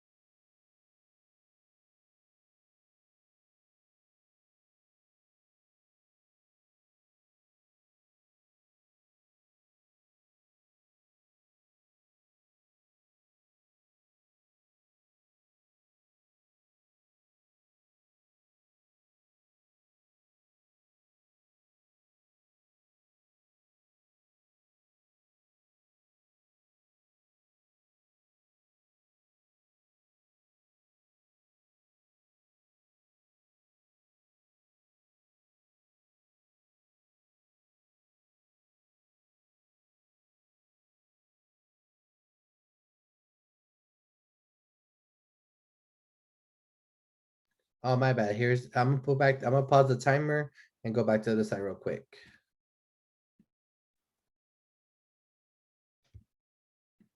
Let me know when you're good to go, Joshua, okay? My bad.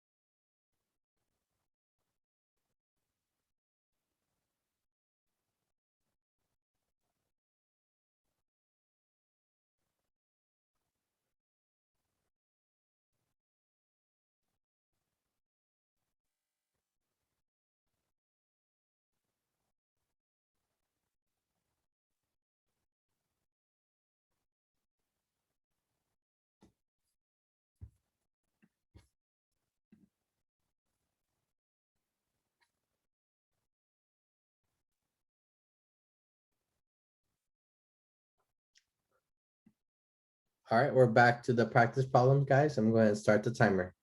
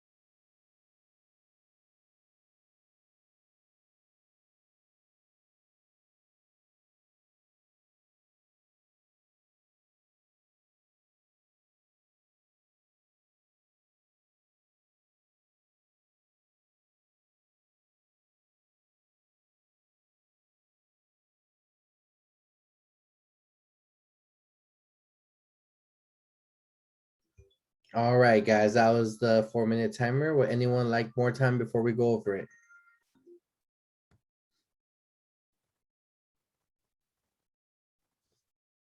All right, let's jump into it, guys. So let's talk about A. Graph 5 is greater than X. Write the solutions in interval notation. Could someone share with me their technique? They graph it from looking at the 5 greater than X. They just do the flip it trick. Go ahead and share, please.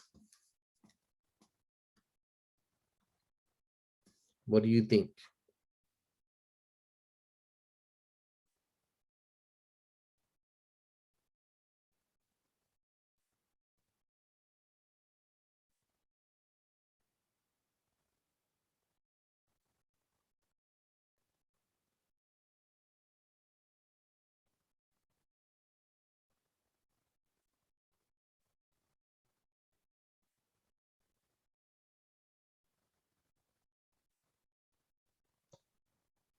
Well, I did with the flip it X less than 5. Great, great, great job so far. Using that, how did you graph it then? So an open circle on 5. And And which was your number line? then I put going to the left. Good. And then for your interval notation, what did you create from this graph? I have parenthesis 5, comma, infinity, parentheses. Okay. Now remember, so interval notation needs to match your number line, right? And you said you went to the left, correct? Oh, yes. So then remember, we have to go from left to right. So which way, where do we go to the left with this infinity arrow? What type of infinity should we be Oh, going? negative. There infinity. we go. So it should be a negative infinity, right? Because it's from left to right, right? Comma, and where does it stop at to the right? 5. And it's an open circle, which means what should be after the 5? Parentheses, right? Where if it was a closed circle, we would use a bracket. Okay, Your because it always has to go from least to greatest, right? When you write least that. to greatest, yep, least to greatest, and also left to right, and they kind of go hand in hand. Least to greatest, left to right. Least to greatest, left to right. They both start with L, you know. Yeah, But okay. yeah, great flip it, great graph. The only thing that you just messed up on was the interval notation, which is the hardest part of the lesson. So once you get that down, everything else will be golden. Okay. Thank Okay. you. All right, let's look at B, guys. Do I have a volunteer for B to share with me their work? What they did for B?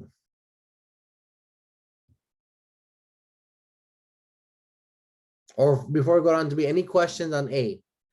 Any other questions, guys?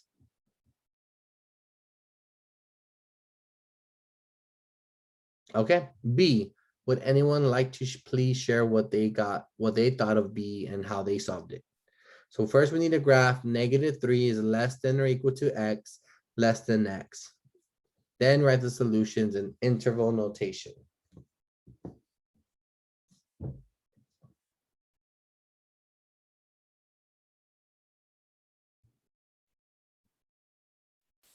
I put a closed circle on -3, Okay, great. And then what's next?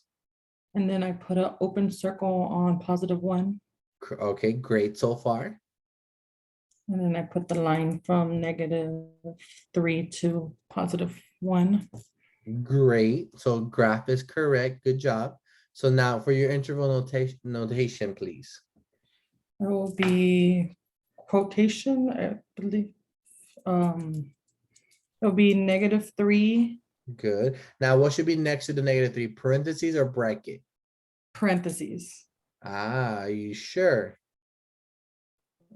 Because remember, it's a closed circle and we go Oh, back it's gonna be bracket. to be a bracket, right? Because closed circle means brackets. Open circle means parentheses, right? So, okay, Yeah. good. Go back to it. Okay, so bracket, good. Comma, all the way to what? To 1, +1. And then end it with the what symbol? Um, I forgot the word. Bracket or parentheses? Parentheses, Why parentheses? because it's less than. It's less than, correct. So either your justification could be less than, or the fact that the point was open. Open is good enough too, okay? Okay. Great, thank you for your participation. Thank you. Anyone have any questions on the work and the answers for B? Anyone?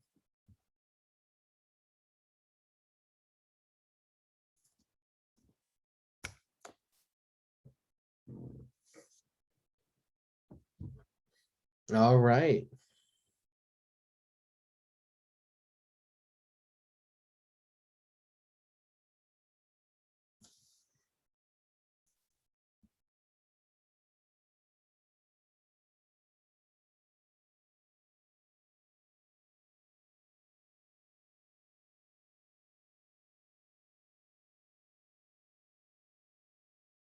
All right, let's move on.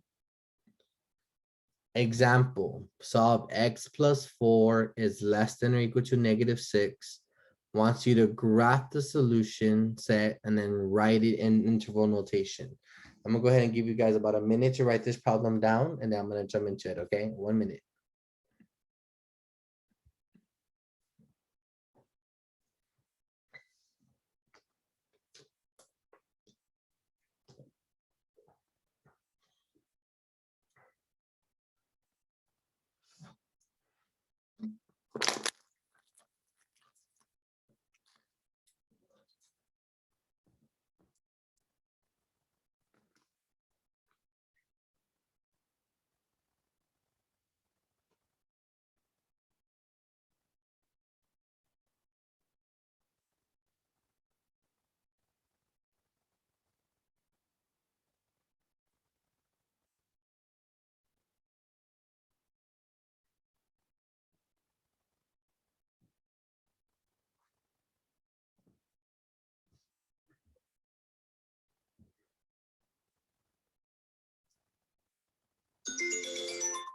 All right. So as you notice, our inequalities are getting a little more complicated, right? But nothing impossible. So this inequality is x plus 4 is less than or equal to -6. Now, in order for us to be able to graph this or graph the solution, our objective is to get the letter or the x by itself. Luckily, we know how to manipulate equations. The same way we manipulate equations is the same way we manipulate inequalities. So we have x plus 4 is less than or equal to -6. How do I move that plus 4 over to get x by itself? Anyone? Subtract 4. Subtract 4. And what we do to one side, we do to the other. So that cancels out the 4s, bringing down the x less than or greater than, I mean, less than or equal to, and then -6 minus 4. Now remember, we want to combine like terms, right? So -6 take away 4. So I owe $6. I'd spent 4 more. So 7, 8, 9, 10. So it's -10. So we have x is less than or equal to -10 as the solution. So guess what? Now what can we do? Is draw a number line now so we can graph it. Now, and the other ones, I'm cool with you going from 0 in the middle all the way to the left. But now that we're getting a little more advanced, we can just write 0 right here. And you don't have to draw 10 lines, just draw -10 right there. Because -10 is where we're going to get to. Now, you could draw all of those lines if you want. Not a big deal. But look how we're going to graph this, right? So it's -10, right? Open or close circle, it's a less than or equal to, so it's gonna be a closed circle at -10. And it wants numbers that are less than. So there's two ways to use this symbol. So for me, since I know it's a less than, I kind of look at where it's pointing at. And you see that pico is pointing to the left. So I'm actually gonna be graphing this way. And less than is more negative, so that's also left, right? Left pointing to the left. So this is the graph right here, the blue. So we were done with the graph. Now we have to write it in interval notation. So remember, from left to right, right? From left to right. So from left, this left arrow, that's -infinity, left arrow. And it stops where? Comma, all the way to -10. And it's a closed circle, so it has to be a bracket. Or it's a less than or equal to, right? There's more than one way to say why it's a bracket, right? This, the dot, the closed circle, but that tells us it's a bracket. Now, what questions do we have, guys? What questions do we have for this example?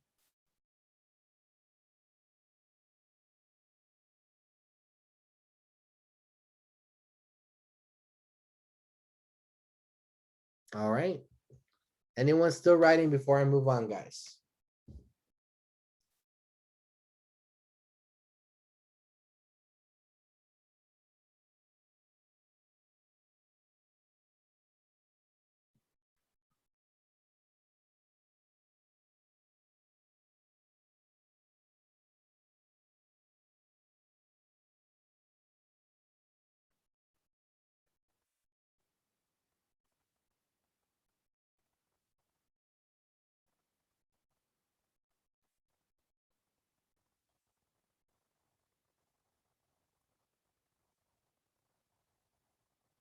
All right, no one needed more time, so let's move on. Here is a practice problem, guys. Good luck. I'm gonna go ahead and I'm gonna give you guys 3 minutes on this one.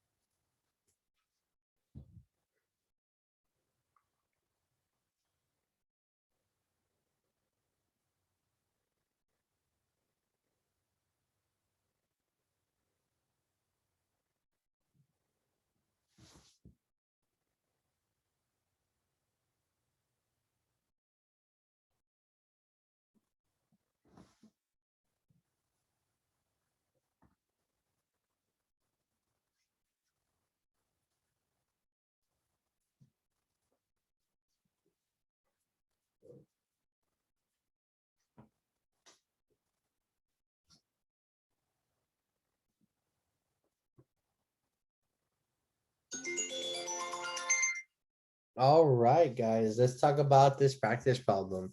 Anyone want to tell me what they got for the solution inequality?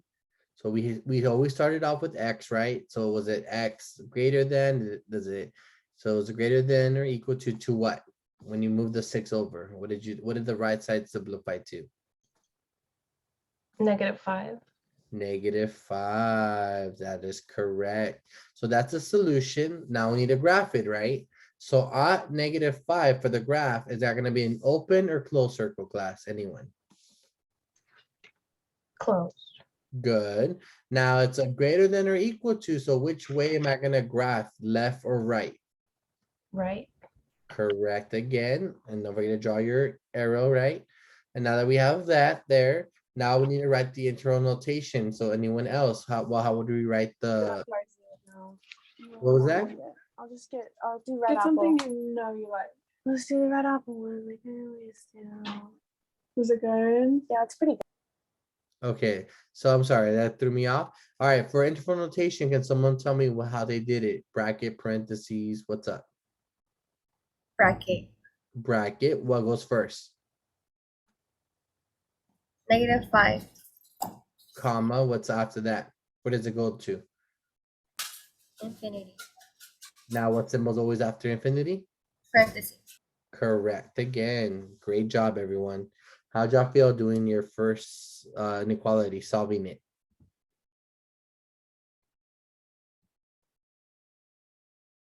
Was everyone able to get the all three answers? The pink box, the blue line, and the maroon box? Everyone got these solutions with me? Awesome, Annette. Awesome, Tanya. Okay, good. I'm hoping that everyone's starting to get a little comfortable with everything, okay? And you can always rewatch this video later on if you need to. All right, go ahead and write this slide down. And I know it's a little heavy lesson, right? But I'm really trying to explain inequalities with you because this is the most basic lesson of inequalities, and it's just only going to build from moving forward, okay? So note, when you multiply or divide by a negative number, the inequality symbol flips. So I'll give you a moment to write this down, a few seconds. And then look at, and then the red example says -2x greater than or equal to 10. And then we have -x/4 less than 3. We have two different inequalities. We're going to manipulate it to get x alone, and we're going to do something differently to it. And you're going to see shortly, okay?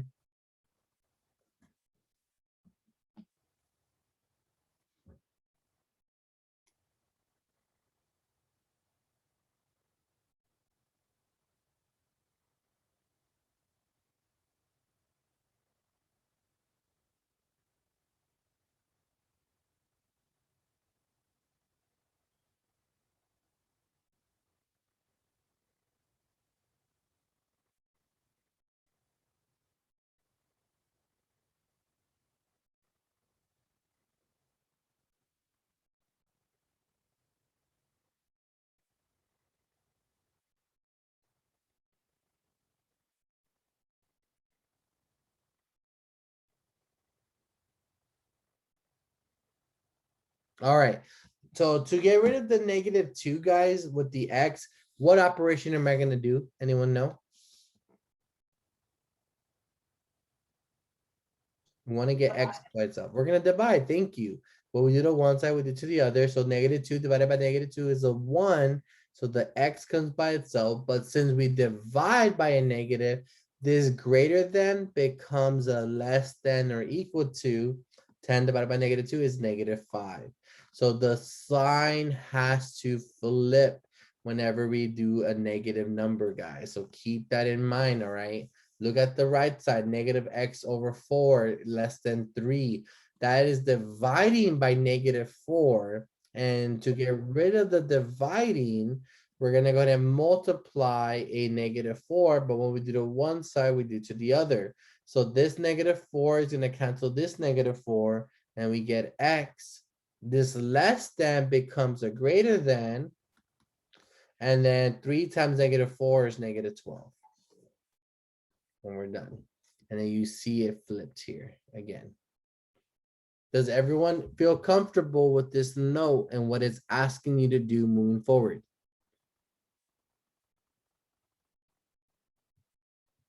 This needs to become intuition, okay? Does anyone need more time to copy this down?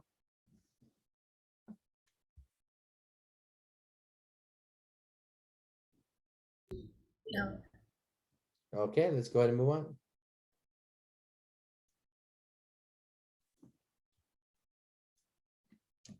All right, now we have some examples.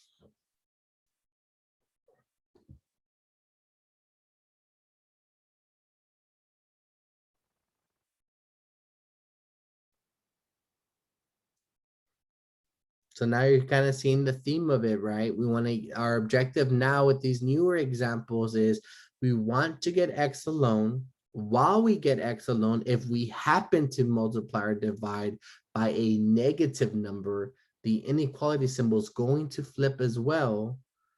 And then graph what we get for when X is alone, graph that, then write the interval notation.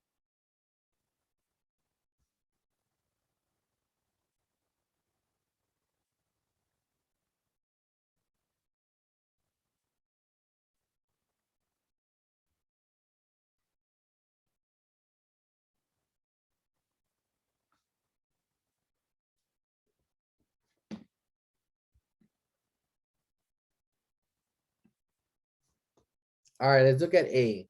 Negative 2x less than or equal to -4. Divide both sides by -2. Cancels out the 2's. Then we get x is greater than or equal to +2. So that's the first part. That's the solution. Now we need to graph it. So make your number line. So then it's going to be 0, +1, +2. It's a closed circle because it's a greater than or equal to. And one's greater than, so that's going to be to the right. And now we're going to do the interval notation. It starts at 2, left to right, right? Least to greatest. Bracket 2, and then positive infinity parentheses. And this is supposed to be a comma. Ugly comma, but y'all get the point. And that is all three answers: the solution, the graph, and the interval. Any questions on A, guys?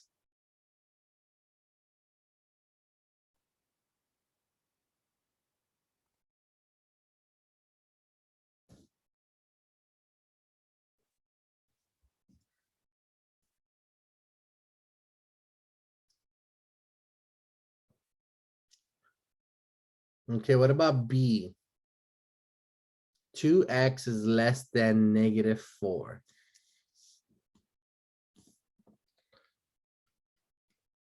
We're going to divide both sides by 2.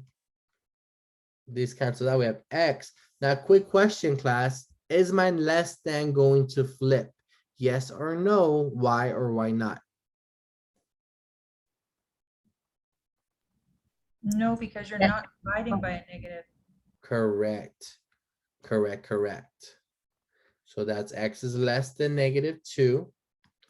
Then we create our number line.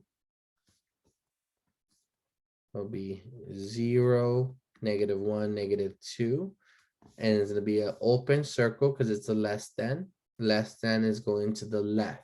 So draw your line to the left with the arrow. The interval notation, guys, so it's from left to right. So it'll be in parentheses, right? Because it's a left arrow going to -infinity. And it stops at -2, right? But it's an open circle, so it's going to be parentheses after the -2. And we are done with the notation. Anyone have any questions on examples A or B?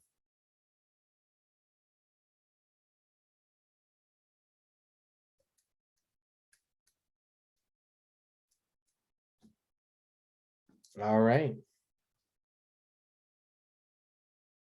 Anyone still need more time to write this down before I move on?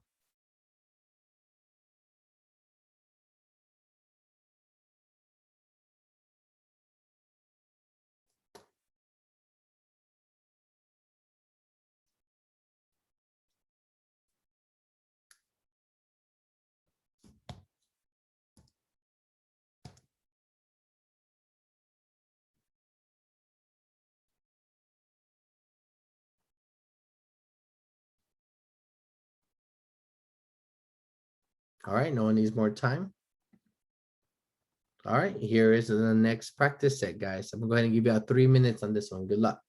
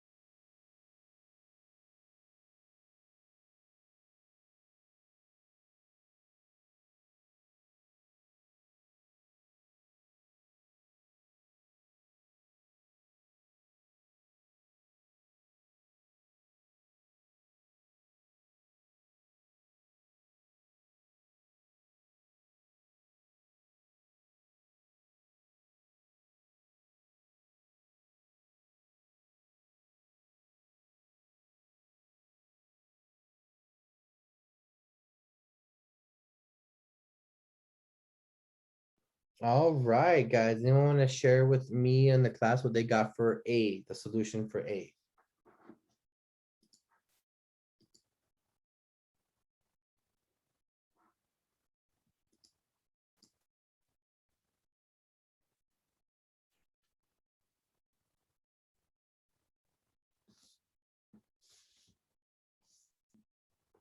So remember, your objective was to get X by itself.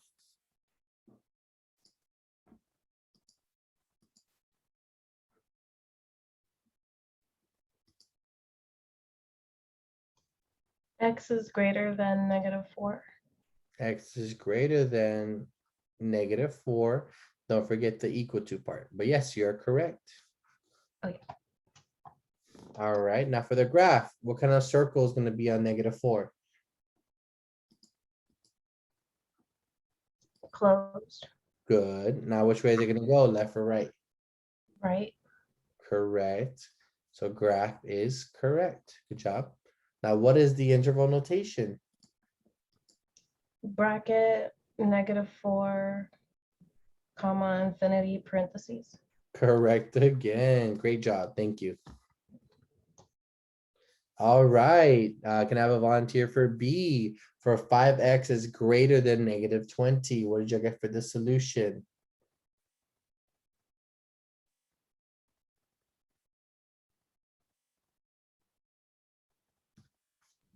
X is greater than -4. Correct. Good, good, good. Now for the graph, what did you do next? It was an open circle over -4 and line goes to the right. Correct again. Graph is great. Now what about the interval notation? Parentheses, -4, comma, infinity, parentheses. Correct again. Great job. Thank you. All right. Anyone have any questions on the work here for these practice problems, guys? I'm still copying them. Let me know when you're good to go.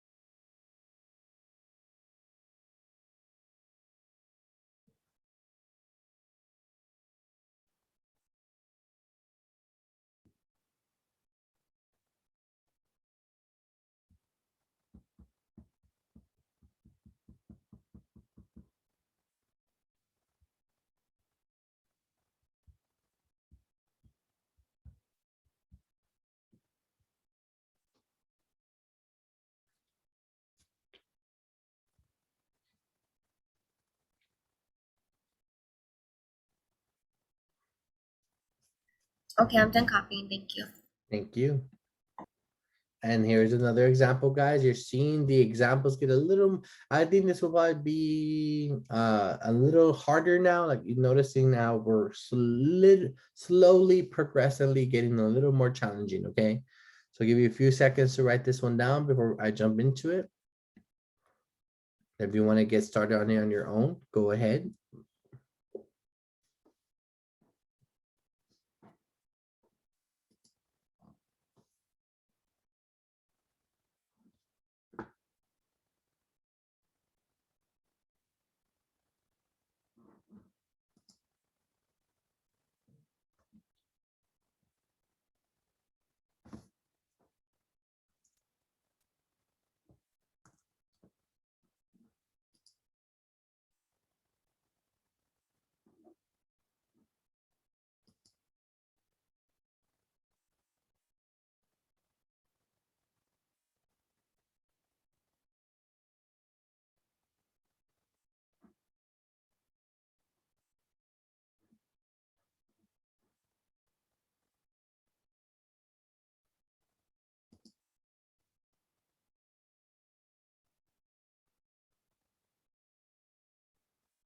All right, let's take a look at this inequality. So we have -4x plus 7 is greater than or equal to -9. Our objective is to get x by itself. So we're gonna go ahead and subtract 7 on both sides. Cancels out the 7s, bring down -4x greater than or equal to -9 minus 7. That's I owe 9 and owe 7, so -16. Divide by both sides by -4. We're dividing by a -4, thus flipping the greater than or equal to a less than or equal to. Two negatives make a positive. 16 divided by 4 is 4. So now we have the solution. Our next step is to get the graph of the solution. So draw our number line. So then we get our pin, and then we do 0, +1, 2, 3, 4. It's a closed circle at 4. And it's less than, so it's going to be graph to the left. Draw the arrow there, right? Because it doesn't stop, right? There's a lot of solutions there. And then what is the interval notation is going to be parentheses -infinity, comma, and it stops at +4. But since it is a closed circle, it's going to be a bracket to the 4. And just like that, we have the solution, the graph, and the interval notation. And we're done. Any questions, guys, on the steps that we took here?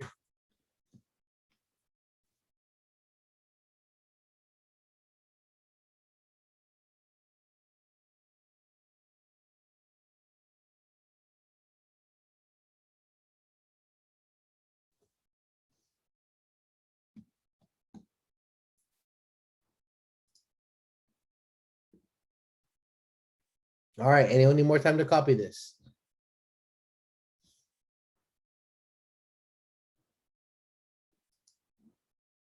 All right. Let me know when you're good to go, Joshua.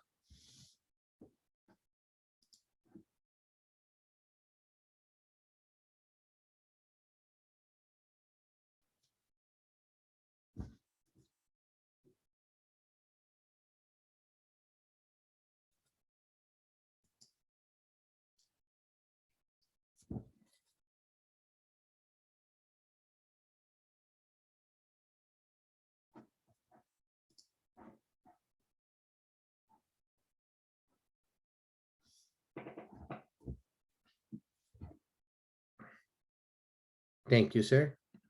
All right.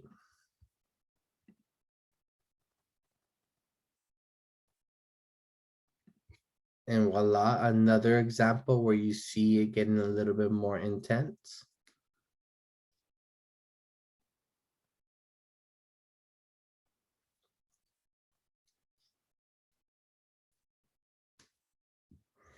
Give you a few seconds to set this up into your notebook.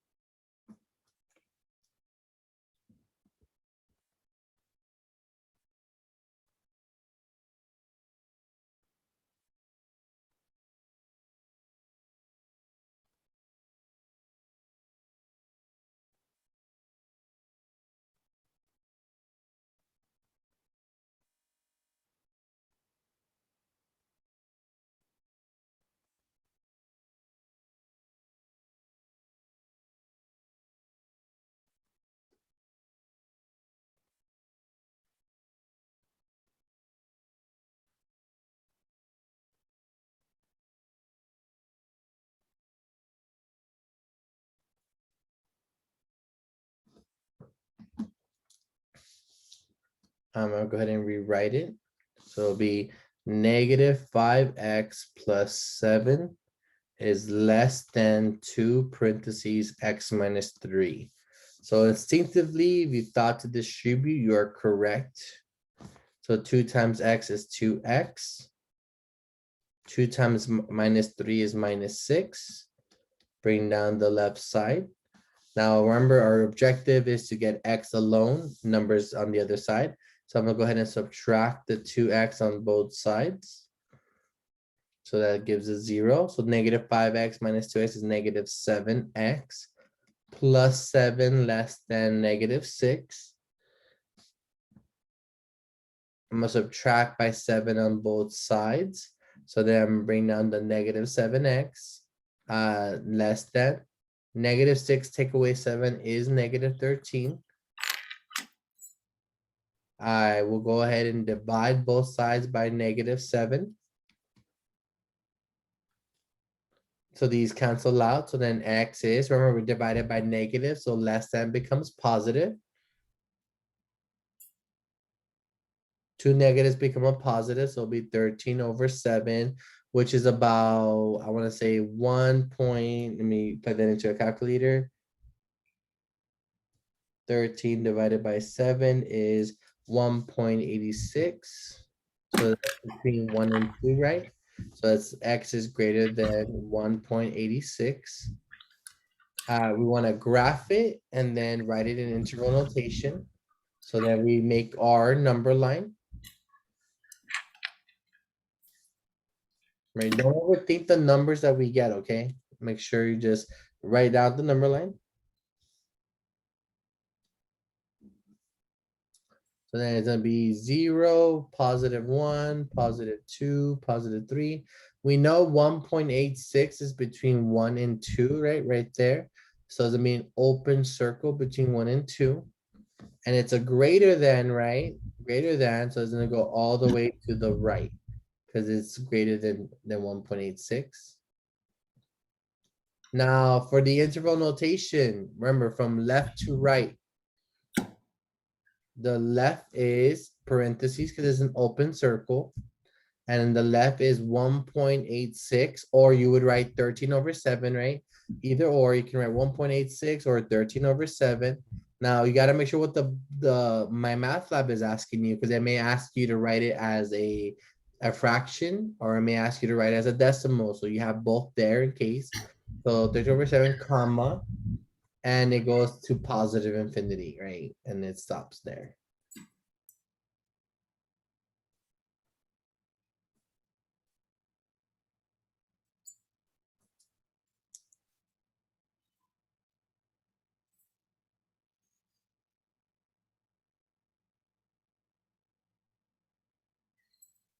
Or you can also put 1.86 instead of 13 Yes, over that's 7, right? Okay. yes. Okay, yes, that's correct. You can put the decimal or the fraction. Now on my math lab, you make sure you read what they want you to put, okay? Because they may ask for one over the other.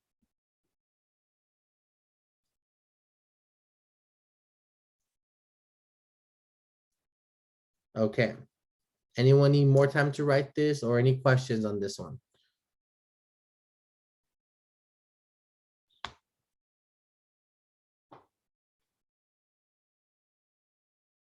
All right, last call. Anyone need more time before I switch the slide?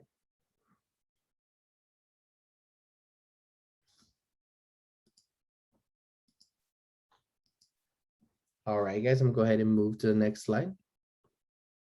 All right, last example of the lesson, guys, the last example. I just really wanted y'all to see how complex it can really be sometimes, but not to freak out, because do we know how to simplify expressions and equations? Yes. And luckily the same logic applies to inequalities as well. So I'll give you a few seconds to write this inequality down before we jump into it, okay?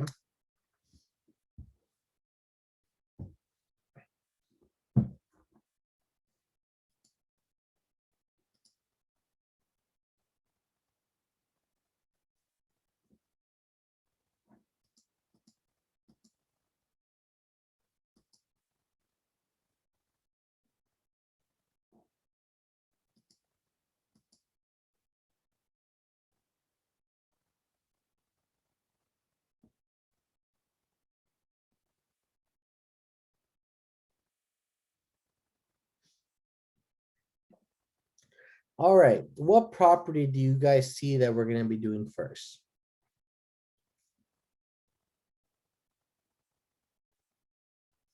Distributed. Correct. We're gonna do 2 times x and 2 times -3. 2 times x is 2x. 2 times -3 is -6. Bring down the -5. We're gonna go ahead and distribute the x here. So then we have less than or equal to 3 times x is 3x. 3 times 2 is 6. And then bring down the -18. Combine the like terms. -6 minus 5. I owe $6, but spend 5 more, so I owe 11 total. And then less than or equal to, bring down the 3x. 6 minus 18 is -12. We're gonna go ahead and move x's to one side, numbers to the other. So I'm gonna subtract 3x. So then I get -1x minus 11, less than or equal to -12. I'm gonna add 11 on both sides. So if I owe the bank 12, but I give them $11, I'm only gonna owe them 1. Divide both sides by -1. These cancel out. X, flip this, becomes greater than or equal to. Two negatives make a +1. So the solution is x is greater than or equal to +1. Draw your number line. And then we're gonna go ahead and draw 0 in the middle, +1 to the right. So it's gonna be a closed circle at 1. And I'm gonna move to the right because it's positive or greater than greater than or equal to. So it's gonna be from 1 to positive infinity. Bracket, right, because it's closed, parentheses because it's infinity. And we have all three parts, the solution, the graph, and the interval. Are there any questions here so far?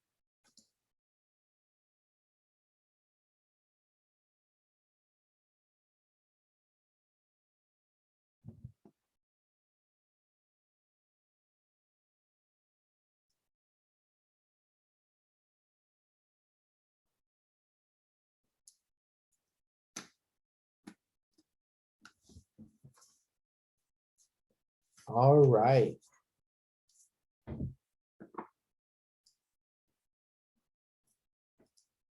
That was the last lesson, the last slide, the last example, guys. I'm gonna go ahead and do roll call. Now, before I do roll call, are there any questions on any of the examples we just did? Any questions, comments, or concerns?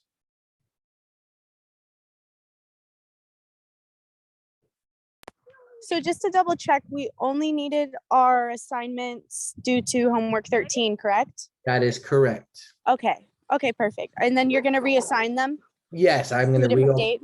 That is correct. All the Okay, assignments. cool. Okay, because I was trying to do them last night. It's not easy. No, of course, and my apologies for getting into that, but All good. Thank you. no, thank you.